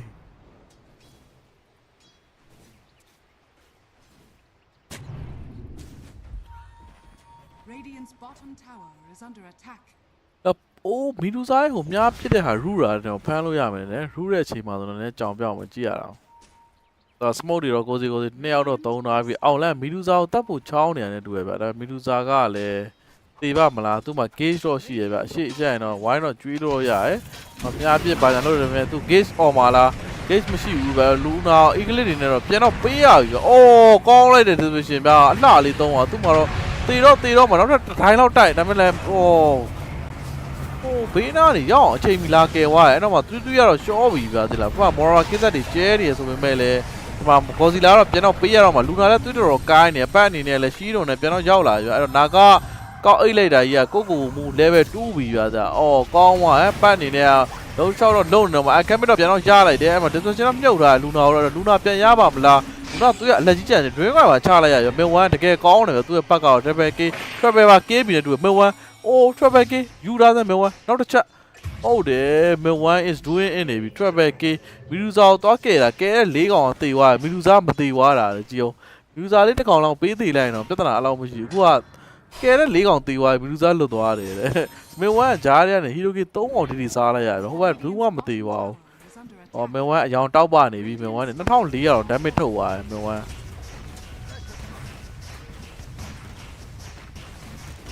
ဘရိုကျော်သွားရေးမင်္ဂလာပါဘရိုကျော်သွားတော့အောက်မှာသူတို့ fight လိုက်တဲ့ဟာကြီးကတော့တော်တော်တင်းတာဆုံးရှုံးသွားပြီပေါ့ academic ကလည်း idea တန်းလန်းကြီးဗျာဘာ idea မှမရဘဲနဲ့သူတို့အောက်မှာချလိုက်တာတိတ်ထင်တော့ဟိုကြီးသွားဗျ3တကောင်ပဲရရဆိုပေမဲ့ပေးလိုက်ရ4ကောင်ကြီးဗျာအဲ့တော့ BH တက်ပြရှောမှာလားထွက်တော့တင်တိုင်းပတ်တော့ပြေးနေဗျာ Scovy တစ်ပတ်လည်းပတ်လိုက်တယ်ဗျာတောက်လျှောက်ကြီးတော့ Sunny Ray အောက်မှာဒီဘက်မှာဘက်မှာဒိုးဝါကြီးတိတော့တိရဗျဆက်စကားအောက်တာဝပဲယူမနေတူပဲပတ်6900ဗျာသူခုနဟီရိုကေးတာရတော့နောက်ဝတ်တော့ဝါဟီရိုကေးမရသူနောက်ဝအောက်ရောက်နေတော့တာဝါတိုင်းလေးအသာရလေးပြန်တော့ရဝါကြီးနောက်ဝတဲတဲဗျာအခက်မဲ့အခက်မီလူစာအခက်အောင်နောက်ဝတဲတဲရတော့ဒါတွန်နာဘက်ကတော့တော်တော်ကောင်းတယ်ပြောမှာ14မိနစ်ရိုကြီးကိုခိုးပြီ14မိနစ်ဝစ်ဆန်ရုံခိုးဝါးကွာရက်ဆက်တယ်အဲ့ဒါကြီးဟိုနေပေါ်စားလိုက်တာဒီပီချမဲ့လူလည်းမရှိပါလည်းမရှိနဲ့မျိုးစရာကြီးဗျာ supporter ကြီး level အရင်ရေးကြည့်ရ BH က level 9တောင်ရောက်သွားကြည့်လိုက်3နဲ့2ဝါးကြီးနောက်ပွဲရှိရဗျဒီပွဲပြီးသွားရင် Falcon vs Down ပွဲရှိရဗျအဲ့ပွဲကိုအပုတ်မို့ကျွန်တော်ပဲထပ်ပြပါဗျအဲ့ Dream Coin မှာထပ်ချပြီးတော့မှတော့ BH အသားတော့စားပြီဗျာအဲ့တော့ Dominating ဒီဘက်မှာ Mid 1တကောင်ကတော့လုံနေရဗျသူ့ရဲ့ပတ်ကတော့တကယ်အကောင်းဆုံးတော့လုံနေတော့ဗျ Diffuser ဘိုင်းနဲ့ကျင်တိုင်း Rolling တနာထပ်တိုက်ထားတယ် Godzilla Skilla Black နောက်မှာ Mora Kesa တွေပါထပ်ပြီးတော့ကြာတာနင်းကျုပ်မီးထိုးလာနင်းမီးရှူမီးပဲလမ်းပြီးတော့ပြေးပြီးလိုက် Godzilla ကြီးကတော့လက်သွားရဗျသူ့အနေနဲ့သူနောက်ဝက်လည်းအောက်တော့ရောက်လာပြီ Godzilla နောက်ဝက်ကတဖြည်းဖြည်းနဲ့တော့ဟိုအောက်ရောက်လာပြီဗျ9000တော့မ4900ပဲကျန်တော့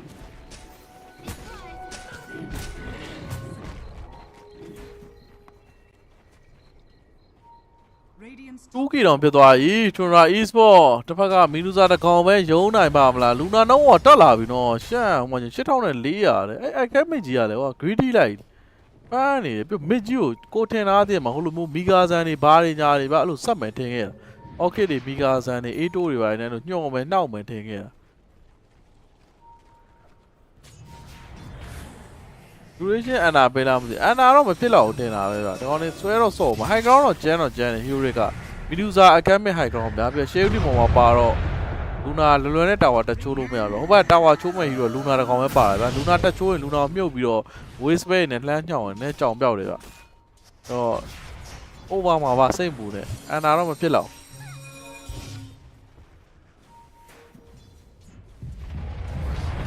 ဟုတ်တယ် BH ကတာနေကန်စား BH ကမတာဘူးဖြစ်ဒီမှာတော့အဲ့တော့မဆက်စကာနေတော်တော်ကိုင်းပြန်တော့ပေါ်ပေါ်တော့ကျတယ်2ယောက်လုံးတော့ကြိုက်သွားတယ်ဗျ drink က3 man ဘာပြော case နဲ့တော့ဟိုမှာလုံးမယ်နာကနေဖြတ်တော့အိတ်လိုက်တယ်ဗျ3ယောက်လုံးအဲ့တွဲလေးအိတ်နေတယ်အဲ့တော့ဒူနာ eclick ကတော့ပြန်တော့သုံးတယ်အခမ်းမဲ့တော်တော်သွေးကိုင်းနေရဗျဒီဘက်မှာလည်း shade မ silent fat တော့ဖြစ်နေတယ် shade မပြန်မြုပ်ဝေးမှာလားဒီလူသားတောင်းလျှောက်တော့ပြစ်နေမြုပ်ပေးပါဦးတာကြီးမြုပ်ပါဟာတော်သေးလို့ပေါ့ကွာဟိုပြန်မှရဒီမိုးလေးပတ်စီပါတော့ပြန်သုံးတော့ on slot နဲ့ပြေးတော့တိုက်သွားကောင်းတော့ကောင်းတယ်ပဲမင်းဝမ်းကလည်းရအောင် dot စားတော့မယ်ဒါမင်းဝမ်းကောင်းပါလေအဖက်တွေနဲ့ dot တော့မရဘူးဗျသူဘေးမှာရှိလေဆိုတာသိနေရဟောဒါလေးကတော့တာတွေကတော့ 2k တော့ပြန်ပေးလဲတပိုင်းလာမှာကန်ကောင်းသွားရဲ့သွေးလေးဖင်ကန်းနဲ့လွတ်သွားတာသွေးအပြောက်နဲ့လွတ်သွားတာတပိုင်းလာမှာ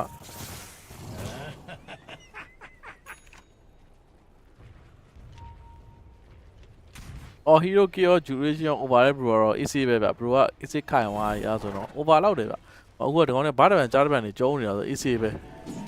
ဟောဒီ fight မှာတော့နှစ်ကောင်တောင်ပေးလိုက်ရ trap money နဲ့ဆိုပတ်စံလည်းပိုရရဗျာကြာ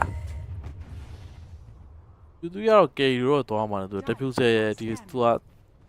ကြာကြောင်းရတယ်မီလူစာမန်နာဘန်းမယ်ဗျာတနိုင်တော့အဲ့မှာဗျာအခက်မဲ့လေတေးရမှာစောစီးတယ်နော်နောက်တစ်တိုင်းချိုင်းမယ်ကွက်တီပဲရော့အမှာရော့အကောင်စောက်လိုက်သေးချာလေးဒီမိုးလေးပတ်စပါသုံးလိုက်တယ်။အော်မသိသွားတာတဲ့ဟောအဲ့တော့ဘရမာကင်းဆက်တွေကျေဂေါ်စီလာကြီးကတော့အေးဟမ်မီးမြိုက်ခံရတယ်ဂေါ်စီလာကြီးကဂေါ်စီလာကင်းတပွဲပေးခံလိုက်ရအနီမီဂျန်ငယ်ထဲမှာတော့လိုက်တော့ပွင့်တော့တော်တော် e-sport တို့အတားတဲ့အတန်ပိုးတော့လုံးဝမချဘူးဗျတောက်လျှောက်သူတို့ပဲပြင်ချတယ်။ Prime ကအရမ်းမွတ်နေပြီဗျ6000နဲ့ဟို BH နဲ့တိတ်တော့မကွာတော့သူလည်းအလားတူပဲသူလည်းမွတ်တော့မွတ်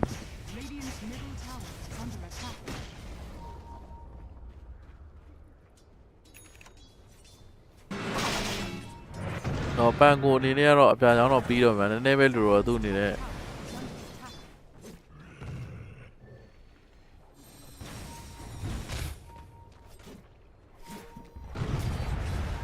တော့ Scovy okay တော့တော်နောက်ကျနေပြီသူက okay ကပတ်အနေနဲ့ကဒီ e-way တော့ပြန်ပြီးတော့မယ်နဲ့တူတယ်သူ okay ရတဲ့အချိန်မှာလူနာဘန်နာဆိုင်ပြီးတော့မခါနေကြရင်ဒီမှာပန်ကိုလည်းအပြာချောင်းပြီးတော့မယ်ဗျHero K 9ကောင်17ကောင်total account 20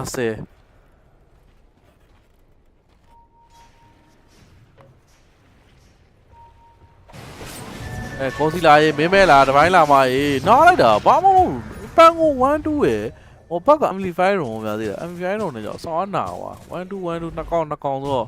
သူ1800တော့ရှိတဲ့ကောင်ကြီးကရှော့သွားတာလေပြော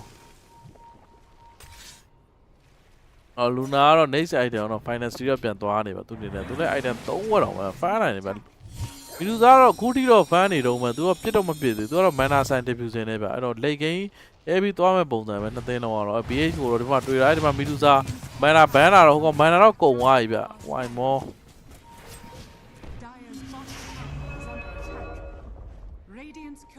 တော့21မိနစ်တော့တက်ခိုးဖို့လာမယ်ဒီ BH ပုံစံကြီးအောက်မှာတော့သူရှိရဗျအော်ဟုတ်တယ်တက်စီရအကုန်ဖွင့်တာမမိပါဘူးဟမ်လောက်ကောလည်းကြည့်အောင်ဘယ်လုံနေတာအစီအသားလေးအော် drink ကတက်ချတယ်ဗျာဒါပေမဲ့ desk ကမရှိသူခုနလေးတုံးလာတာဗျာအဲ့တော့အခါမဲ့မူးပြီးတော့ခုတ်တော့နော်အိုးတေတော့မရောအေး scatter plus အဲဒီ on နဲ့ပဲ Scovy ကတော့ short သွားပြီဗျာ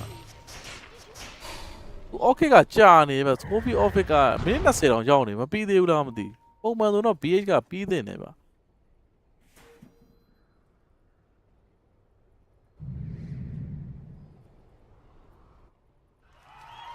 တော့ဒီမှာတော့ BKB စာရွက်တော့လိုနေသေးတယ်ကောစီလာအနေနဲ့ okay အောင်မပြီးနေပြီမသိရင်ပြီးသွားပြီ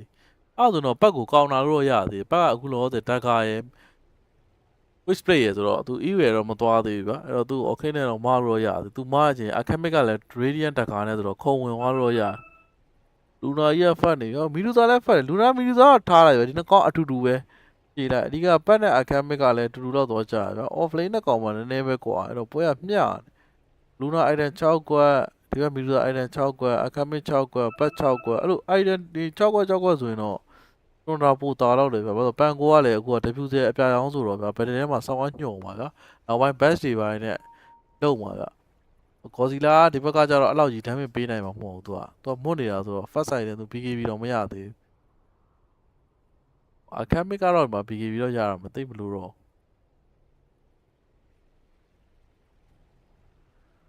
ဒီ Godzilla ကြီးကအပြာရောင်းနေပဲပါလာရင်တော့နည်းနည်းမိုက်တယ်လူတော်ဘာညာအဲ့ updoor တော့ breaker ဘာညာနဲ့ဆိုလူနာ box တွေပဲမထွက်တာဆိုနည်းနည်းမွတ်လောက်အုံဆိုဒါပေမဲ့ဆိုးတာဒီဘွဲမှာဒီပိုင်းလာမှာတန်ဖိုးကကျနေဗျအခက်မစ်ကြောင်လည်းပါပါရဲ့အများကြီးသက်ဆိုင်တယ်ဘာလို့သူတယောက်တည်းလိုက်ချနေရတော့ဖြစ်နေတယ်ဗျအခက်မစ်ကလည်း fan မီလူစာလည်း fan ဆိုတော့ပုံမှန်ဆို mid မှာဒီ spirit ဘောင်းနဲ့ဆိုချလို့ကောင်းတယ်ဗျတခြား hero တွေဆို vice spirit ဆိုတော့တော်တော်ချလို့ကောင်းတယ် vice spirit အပြာရောင်းတိုင်မရောက်တဲ့အချိန်နဲ့မီလူစာ mana ဆိုင် diffuser ရပြီသူတို့ပေါင်းချရင်ချလို့ရပတ်ကိုလည်းကောင်းတာပြီးသားဗျဒီ support တွေဒီ saska တို့ naga တို့လည်းကြောလို့ရတယ်သူတို့က greedy ပဲဟို hero ကိုပစ်ချပလိုက်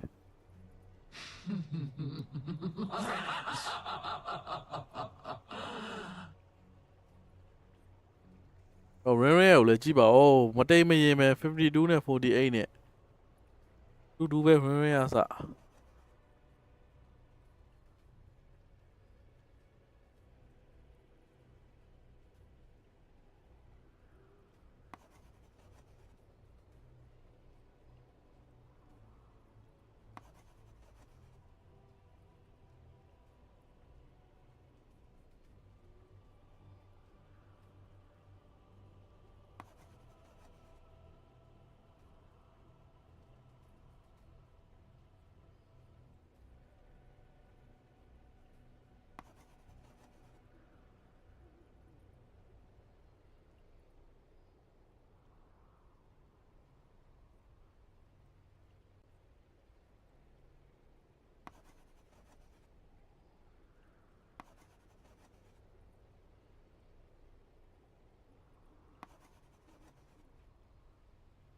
ကဲပေါ့စားလူနာပြန်တော့ဝင်လာပြီ Discord နဲ့ပါညာ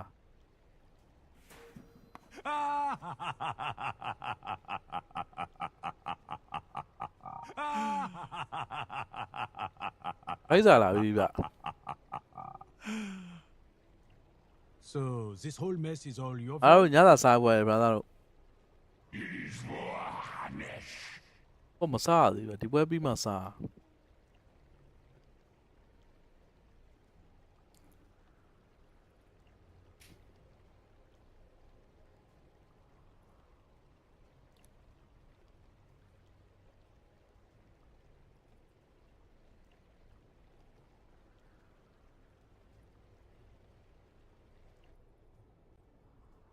နာလူနာ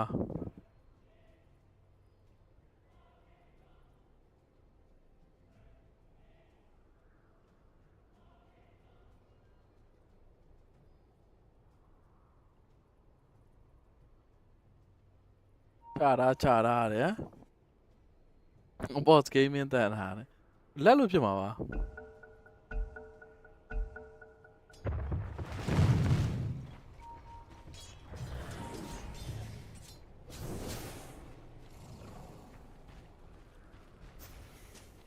မီလူစာလည်း level 15နဲ့သူတို့ power run အောက်မှာပေါ်ရဗျမင်းဝမ်းနေနဲ့ illusion တော့သူရတာမီလူစာတော့သူ scar ရောသွားနေပဲသူ scar ဒီနဲ့ပြစ်တော့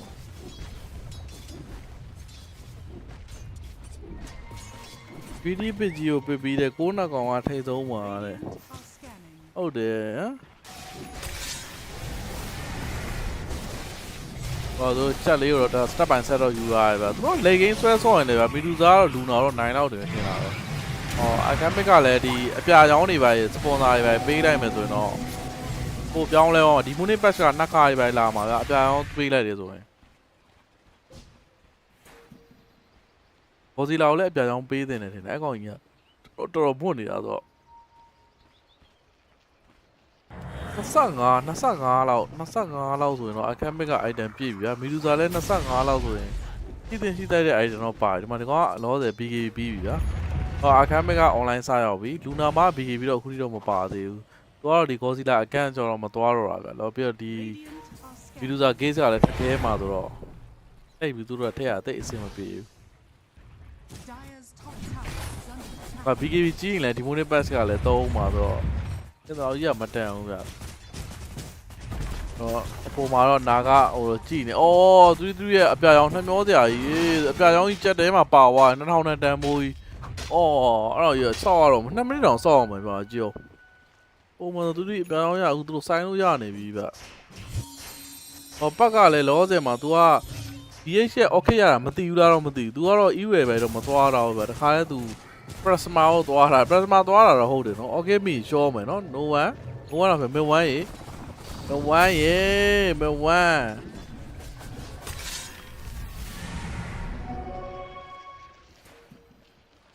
ကဲဒီမှာလဲ Dire's middle မီဒူဇာတာဝါစတော့ချိုးနေပြီ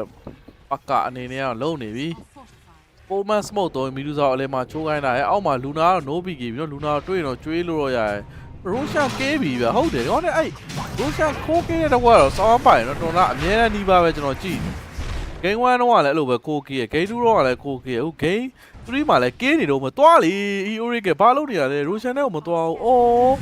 မင်းတို့ကလည်းဟွာမင်းတို့ကရှုံးမဲ့ကဲအောင်ပါလာတာပါဟွာဟီယိုရီက Middle tower တော့ပွဲလုံးရိုရှာဟို free ပေးတာလေကြည့်ကောင်းတယ်မင်းတို့တော့ချမှာလားမင်းတို့ရိုရှာပေးပြီးတော့ကိုဘက်ကနေစပတ်ပြတော့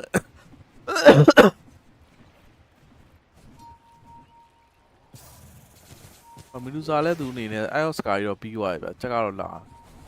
နော်စရာကြီးဒီ objective ကြီးအမှန်တမ်းပြောဒါဒီဘက်က hero တာ Roshan ရသွားသူတို့ T2 လေးလိုက်ချိုးအောင်အခုတော့ဟိုဘက်ကရသွားတဲ့အတွက်သူတို့သွားပြီးမချတော့ဗျထပ်ဖမ်းပြီဟော Egypt ကုန်းတဲ့ဒီဗတဲ့မဆိုင်ပဲနေတော့မယ်လေသူပဲဟော Godzilla BKB နောက်မှာသူကတော့တကာတော့တည်ထားတယ်ဗျသူအနေနဲ့ကတော့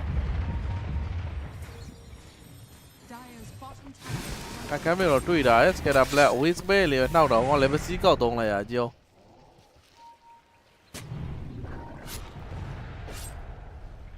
တော့ဒီမှာ white မောကဒီဝက်တွေပဲလောက်ပြီးသူ့အနေနဲ့ရှက်ရယ်သူရဲ့တကာတော့ပြန်နေရဗျ carrier ထဲမှာပါသွားတဲ့အပြာချောင်းလေးကတော့မကြခင်တော့ရတော့မယ်သူအနေနဲ့တော့ Medusa Fat 23မိနစ်ကိုသူ့အနေနဲ့ကားဒီ diffuser mana ဆိုင်နေဗျတော့အခမ်းမဲ့အနေနဲ့ရတယ်ဒါထဲမှာ1300နဲ့သူဘာဆက်သွားမှာအစောရပဲသွားပြီမလား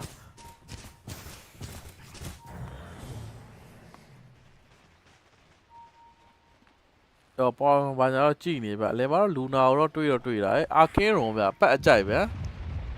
မေတာတော့နှဲ့ဖို့တော့ကြည်ပြီရှက်အနေနဲ့ခေါင်းပေါ်မှာတော့ track နဲ့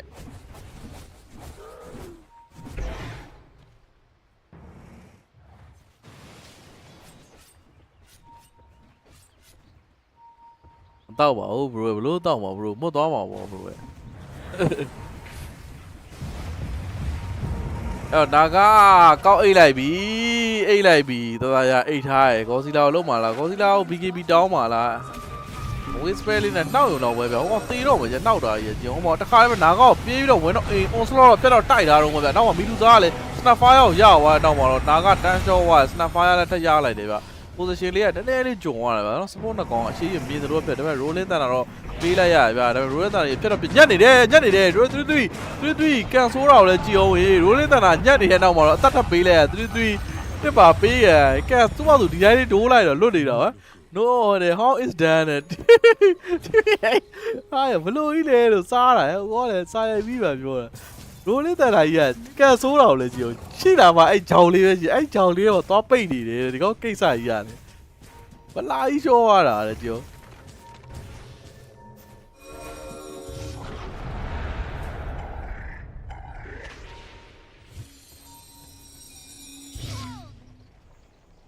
တော့မဝမ်းအနေနဲ့ကတော့အခုချိန်မှာတော့သူဘက်ကတော့အကောင်းဆုံးလုပ်တယ်ဆိုပေမဲ့လည်းဟိုဘက်ကတော့သူတို့လုံးသိလုံးထည့်တယ်လို့ရုပ်တရက်တော့4ကီတော့ဖြစ်သွားတယ်ဗျ Egypt ကင်ထားရဆိုပေမဲ့ထားလို့မရဘူးဖြစ်နေဗျကျွန်တော် e-sport က support နှစ်ကောင်အရင်အင်းရန်လည်းပါတယ်အဲ့တော့ BH ကတော့တည်တဲ့အတိုင်းပဲ mission တွေလိုက်ဖို့ပြီးနှောက်တော့နှောက်နေဗျ ပြကြောင်းမြန်ပေးလိုက်တော့တော်ကောင်းပါပဲနော်မီဒူဇာကိုပေးလက်တန်တယ်နော်ဟုတ်တယ်သူဒီတနာပါတယ်ပြဆိုးရတယ်MD5 တော့နဲ့ပွိုက်ရောပြတယ်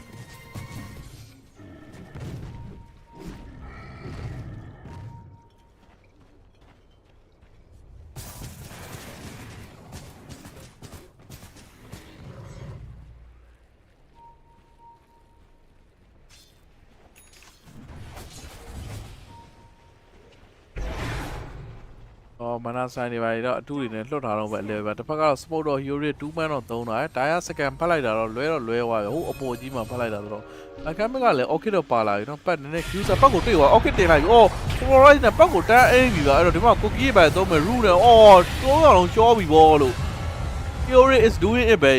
အညိလေးပဲ3ယောက်လုံးဂေးစကလည်းခဲနေပတ်ကလည်းကျွန်တော်ပြောဆိုပဲ तू ပရစမာမသွားပဲနဲ့ तू ဒီ EU ရသွားတဲ့အောင်မသွားတော့ okay က तू အခုတကောင်တော့မဟုတ်တော့နှစ်ကောင်ဖြစ်လာပြီ Academic ကလည်း okay BH ကလည်း okay ဆိုတော့စတော့ကြောင်ပြောက်လာပြီမြဝန်းအနေနဲ့ဒီစင်မှာမျိုး EU ရ fan မယ်ဆိုတော့တော်တော်နောက်ကျနေပြီဗျမီလူစာဟိုမှာတခုစေအကြီးတွေပါတယ် okay ကကြောတကောင်နှစ်ကောင်အောင်ပြန်သေးအောင်ပြည်တယ်အမှဟိုဟာဖြစ်တယ် cookie ပါညာတော့နာကလည်းအိတ်မလို့သွားခဲနေတာရူပြီးကြည့်အောင်နာကကြီးပါရောပြီးတော့ကဲ Heroic လောင်းလာလို့တော့တင်းတော့ကောင်းနေပြီနော်သူပြောပါတယ်မဖြစ်တော့ပဲဆိုပြီးတော့ဟုတ်တယ်ဝမ်းနေစွာဖြစ်တော့ပဲအခမ်းမဲ့အနေနဲ့ဒီမှာအစော့မတော်တော့မာသွား blood 3သွားနေဟုတ်တယ် blood 3နဲ့တခါလည်းအပြတ်ချက်ဖို့အတွက်game 3ရဆိုရင်တော့ဖြစ် Heroic အတွက်တော့ lag လို့တော့ဖြစ်နေတယ်ပွဲတော့ပြီးရတယ်ဘာမှမဆိုဖြစ်သွားနိုင်ပါသေးတယ်ဟိုဘက်ကလုံးဝတော့တိကျမချသေးဗျလူနာစီက damage တွေပဲမလာသေးဘူးဗျသူကြုံမောလေးပဲစားနေရတယ်ဒီမှာ mana ဆိုင်တွေပဲတော့သုံးထားရတယ်scatter blood ပြန်သုံးထားရတယ်ဗျအဲ့တော့ medusa ကိုပဲတန်းဖြတ်မလားသူတို့လူနာတွေပဲတော့မြင်သားသေးတယ်ဗျအဲ့တော့ဒီဘက်မှာလည်းwhat တွေပဲတော့ချိုးတော့ okay ကပြတ်တင်ခံလိုက်ရအောင်ဆုံးနဲ့ပြေးတိုက်ထားရဲအနောက်မှာတော့အနာကအနေနဲ့ဖြတ်တော့ကာမီရအောင်တော့အိတ်ပေးထားရဗျသူအနေနဲ့သူထားခဲ့မှတော့ရမယ်နဲ့တူပဲပြန်ရှောမှာလားလူနေဒီကလေး roll လေးနေပါတော့ပြန်သုံးပါလေဗျ BH နဲ့ဟိုကအချင်းလေးမှာ drink ခွိုင်နေ2 man တော့တရားကို discussion နဲ့မြုပ်ထားပြီဟို gate ကြီးអော်ပြီးတော့တား gate နဲ့ဟိုမှာခဲနေရပန်ကိုကြီးက roll လေးမသုံးလိုက်အောင် BH ကိုတော့ထားခဲ့လိုက်ပြီဒီမှာလူနာအနောက်လိုက်မှာ academic က BKB ကြီးပြေးဝင်သွားပြီးတော့စကား snap fire ကိုပဲတန်းတော့ပြတ်နေပြီ snap fire ရှောမှာလားမရှောပါဘူးဗျာဟိုလို့နည်းနည်းလွတ်သွားတယ်တော့ medusa ကြီးကိုထားခဲ့လိုက်ရက်ဆက်တယ်ဗျာ medusa တပွေလေးကြံခဲ့တော့မှတော့ရှောပြီဘောလို့သားလို့ရမင်းတို့ကတကယ်ရက်ဆက်တာပဲနော်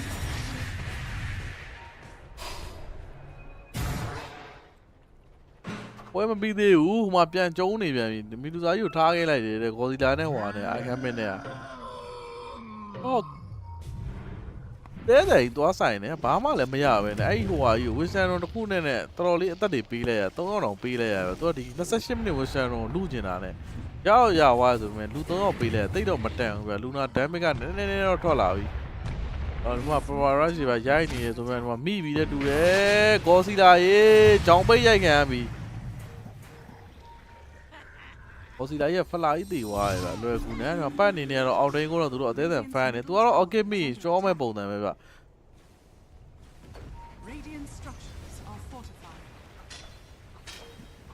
ဒီရောက်တေးကြဝါကြီး duration ကလည်း okay မှာပါ bro ဇလုံးကတင်းအမ်းလို့မရဘူးကျွန်တော်ပြောသလိုပဲ high ground က2သိန်းလုံးကကျန်းတယ်ဗျဒီဘက်ပတ်နဲ့လူနာနဲ့ high ground ဗျနှစ်ဖားကလည်းပါသေးဒီဘက်လည်း shield ဒီပုံညှော်လာနဲ့အဲ high ground access break ပိုင်းနဲ့တက်ချင်တယ်တက်လို့မရဘူးတွက်ဒီပိုင်းတော့တင်ထားတော့ပဲဗျမိနစ်30တော့ကြောက်တော့မယ်အဲ့တော့ပတ်အနေနဲ့ဆိုင်းနေပိုင်းလှုပ်တယ်မကြောက်မရွံမကြောက်မရွံခေါင်းမှာထွက်ကြီးနဲ့ဘူးပြီဗောအဲ့မှာ okay ပါတင်ထားတဲ့နောက်မှာတော့ထပ်ပြီး okay နောက်တစ်ချောင်းတော့တက်တင်မှာ okay တက်တင်လာသွားပြီပတ်ကတော့ရှောသွားပြီဗျတခါလေအဲ့တော့ roll လေးတန်တာ3လဲအကုန်ဘက်မှာတော့ရပြီဘက်တော့ဆက်တော့လိုက်တော့မယ်အကမ်းမြတ်တောင်းချောက်တော့လိုက်နေရ TP ထောက်နေပြီရောအဲ့မှာအတူမူးလိုက်တယ်ဟိုကပ်ပြီးရောပါသွားတယ်ဟိုရောရှောက်ရောဆိုအဲ့ဒါကိုပြောတာအဲ့ဒါရောပြီးရောပါသွားတာဟိုအတူမူးနေတယ် TP ထောက်တဲ့ကောင်ကရောထိသွားတခြားဆိုင်တော့ Heroic ကတိုင်နေပြီဗျသူတို့အနေနဲ့သူတို့ဖေယိုပဲဆိုင်မှာသူတို့ဟိုတိုင်ပဲတခြားဆိုင်ရသူနာကားနဲ့အဲ့ snapfire တကောင်အမြန်ဆုံးရအောင်ကေးလိုက်တယ်သူတို့ဗတဲ့ဆက်ဆိုင်လို့ရသွားဒီဘက်ကကျတော့တက်ကပဲ hero ကတည်းကခက်တယ် Heroic ကကျတော့ BH ကပျောက်တယ်ချေဦးဒီမွန်ရအောင်တတ်မှာပဲရအောင်ချေဦးဒီမွန်ကလည်း2မိုင်ခွဲလောက်မှနေနေတာတော့ဒီဘက်မှာမီဒူစာအနေနဲ့ကတော့သူ BJ ပြောင်းပြီးတော့မှာဗျသူလဲက နာကအိတ်တဲ့အချိန်မှာ BKB ကြီးပြီးတော့သူ case or ပြန်အကုန်လုံးပြစ်ချပေးဖို့တော့တော့အနလောအနေနဲ့ကဘာဆက်သွားမှာ4200လောက်ရှိရဗျမီလူဇာကိုအပြန်ကြောင်းပေးမလားဟော primary view ကိုတော့အပြန်ကြောင်းပေးလိုက်ကောင်းတယ်ဗျရှယ်ဥတူမုံပေးတဲ့အချိန်နေကောင်းကြီးကဘက်က EU ရမို့ရင်လင်းကင်းတော့ထဲမှာရမယ်ဗျ EU ရတော့အကောင်းဆုံးပဲဗျ okay လေကိုလည်းရှောင်လို့ရတယ် EU ရလင်းကင်းဒါမှမဟုတ်ရင် AO တစ်ထက်အသုံးခုတည်းတစ်ခုကထည့်ရ AO တစ်ကတော့မတန်ဘူးဗျ EU ရတော့ထည့်တယ်သူတို့လည်း escape ဖြစ်တယ်ဖမ်းတာပါညာနှောက်လို့ရမှာဗျ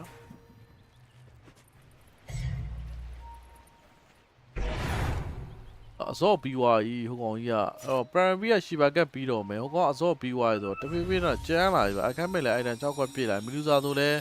အဲ့တန်းပြည့်နေပြီဗျ6ခွက်ပြည့်တော့ပြည့်နေတော့သူ့ကိုနားရတော့ပြည့်တယ်မီလူဇာကြီးဟာအားချင်းကြိုက်ခဲနေပြီနော်တဖြည်းဖြည်းမီလူဇာပြည့်တာကြီးကတော့လူစင်ပေးပါညာ3တယ်ဆိုရင်လည်းမီလူဇာအေးစေးပဲဗျအော်မော်မကိစ္စတွေကျဲနေရဒီလူစင်ကိုကိုကျင်းပြီးတာတော့ BH ကပုံစံတော့ကြော်လူနာရဲ့ BKB တော့ပြတ်တော့ကြီးလိုက်ရလူနာ Eclipse 3လို့ဆိုနာကအိတ်လိုက်တယ်တဲ့မွတ်တာပေါ်လို့နာကအဲ့မီလူဇာလည်း gauge နဲ့ပြေးခုတ်တော့မှာတော့3 turn short ဝါပြီဗျနောက်မှာ wide mo ios ကရဲ့ထပ်ပစ်ခံနေရတော့မှာ wide mo မှာတက်ပြီး short ဝါရပန်ကိုဘိုင်ဘတ်ထွက်တယ်ဆို pass အနေနဲ့ပေါ်ပေါ်ရက်ခဲ့ပတ်ကြီးပါ short ဝါရဗျဘိုင်ဘတ်နဲ့ rolling တန်တာဝင်တိုက်တယ်ဆိုမဲ့လည်း view မဆိုင်ဘူးဗျဟိုကောင်ကြီးပြစ်နေအကုန်လုံးဒါပေမဲ့ mana တော့တော်တော်ခန်းနေပြီနော်နည်းနည်းတယောက်ကူဝေးမှာလားကူဝေးမှာ rolling တော့တိုက်တာလူနာလေးပြန်ကြမှာလူနာဟိုမှာကြောင်ပြောင်းနေပြီဗျပြန်ပြစ်ပြီးစကားကြီးနဲ့လူနာမှာ short ဝါရ3D ပါထပ်ပြီး dime ဘက်ဖြစ်ပြီးနေတူရဲ့ဟေးတင်းဝိုက်ပါဖြစ်သွားပြီဗျ Heroic ဘက်ကကြည့်တကောင်းမှမသိပါဘူး Dyer's bottom tower is under ကောင်းမှမသိသွားတာ5 man down နော် dime ဘက်ပါဆိုတဲ့အားလုံး6កောင်ပေါ့သူပြောတယ်ညီကိုတွေနဲနဲ့အတူ Heroic မှာနေလိုက်ရင်အခုချိန်မှာဆိုတော့မနှက်စာလေးကိုအပြည့်အဝစားရမှာအခုတော့ဝါပြီဗျဒီနေ့ game 1နိုင်တဲ့အသင်းကရှုံးတယ်နဲ့ရှေ့က2ပွဲလုံးနဲ့သူပြင်းပြင်းတော့ရင်ဟုတ်တယ် bro အဲ့တော့တခါတည်းပဲသလုံးကိုပဲတန်းတော့ချိုးနေပြီတစ်ဖက်က buy back တော့မရှိဘူးဆိုတော့နောက်တစ်စင်းအောင်တော့သွားတော့မယ်တူရဲ့40ကလည်းကာပြီးွားပြီဒါနောက်ဆုံးရဲ့40ပဲတော့ဟိုမှာကြံခဲ့တာ snap fire နဲ့နာဂါနဲ့ကဘလို့ကဲမှာလဲနာဂါမှာလည်းအိတ်တာလည်းမရှိဘူးဗျတော့သူချုပ်တယ်ပြုတ်ရလှုပ်တယ်ဆိုပေမဲ့လည်းတခါတည်းပဲသလုံးကိုချိုးပြီဗျတမိုင်းလာမှာပျော်ပါနေတာဒီမှာ moral kit set တွေပဲတော့ကျဲဆိုပေမဲ့လည်းမရတော့ဘူးဗျတဲ့တို့ဘိုင်ဘက်လို့လဲဘာမှလုပ်လို့မရဘူး။ဟောနဲ့တလုံးပဲချိုးပြလူနာစက္ကန့်20ကျော်ဘက်ကထွက်လာရဲဆိုပေမဲ့လည်းလုံးတော့လုံးနေပဲသူနေကြီးကြီးခေါ်သွားပြီဗျ။gauge ပါထပ်ပြီးသုံးတော့ပတ်ပါထပ်ပြီးအားရပြီးပဲ။အဲ့ဒါ okay တယ်ပတ်တယ်။ဟောတာ okay တယ်။ဟောတာ okay ပြောရနော် hero တွေကြိုက်တယ်လို့ကျွန်တော်ပြောခဲ့ greedy ပြတယ်ဆိုရင်တို့ဒီဘက်က okay တခုနဲ့လည်းကောင်းတာဟောတာဘက်ကလည်းခေါင်းမာတာဗျဒီဝယ်လေးထဲလိုက်ရင်စောသီးတဲ့တစ်ခေါက်တည်းကသူအဲ့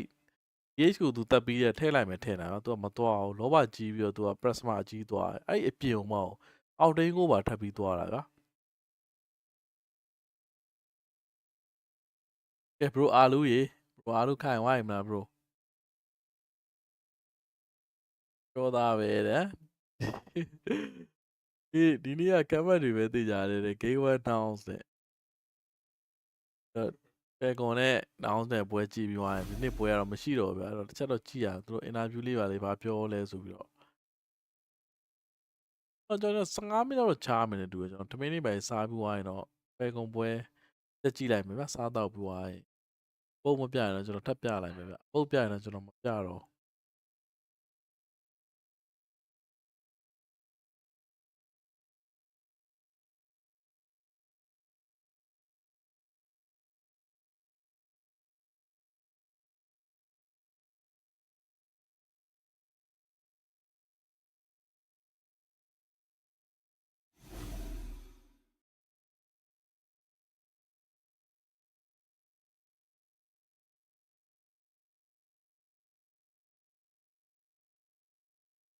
ကေဗျအဲ့ဒါတော့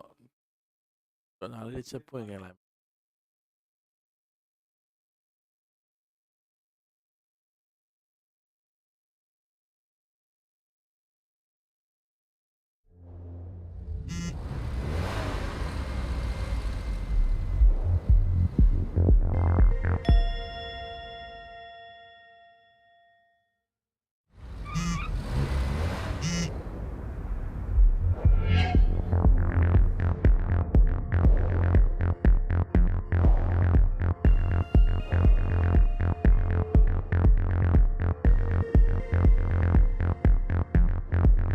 နေလာမှာသိမလို့တော့ဝယ်ပြီးတော့ခဏတော့ပဲတော့15မိနစ်လောက်နေတော့ခဏလာတော့ဘယ်ဝက်ရမ်းကြပါတော့3ဝက်စလိုက်ဆုံးပါ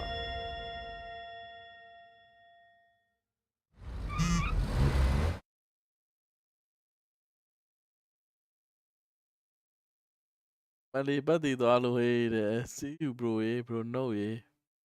တိုင်းလေးရေ fair ကောင်ကဘယ်ချိန်လဲဆိုတော့နောက်15မိနစ်ဆိုလာတော့မှာဗျရင်းအောင်တုံသွားတာ 42.5 ကိုတဲ့ဟုတ်တယ်ပတ်ကြီးမသိခင်ပွဲကြီးပြီးသွားအမှန်ပတ်လေးတည်သွားဘလို့ကြောင်ပြောက်ပြီ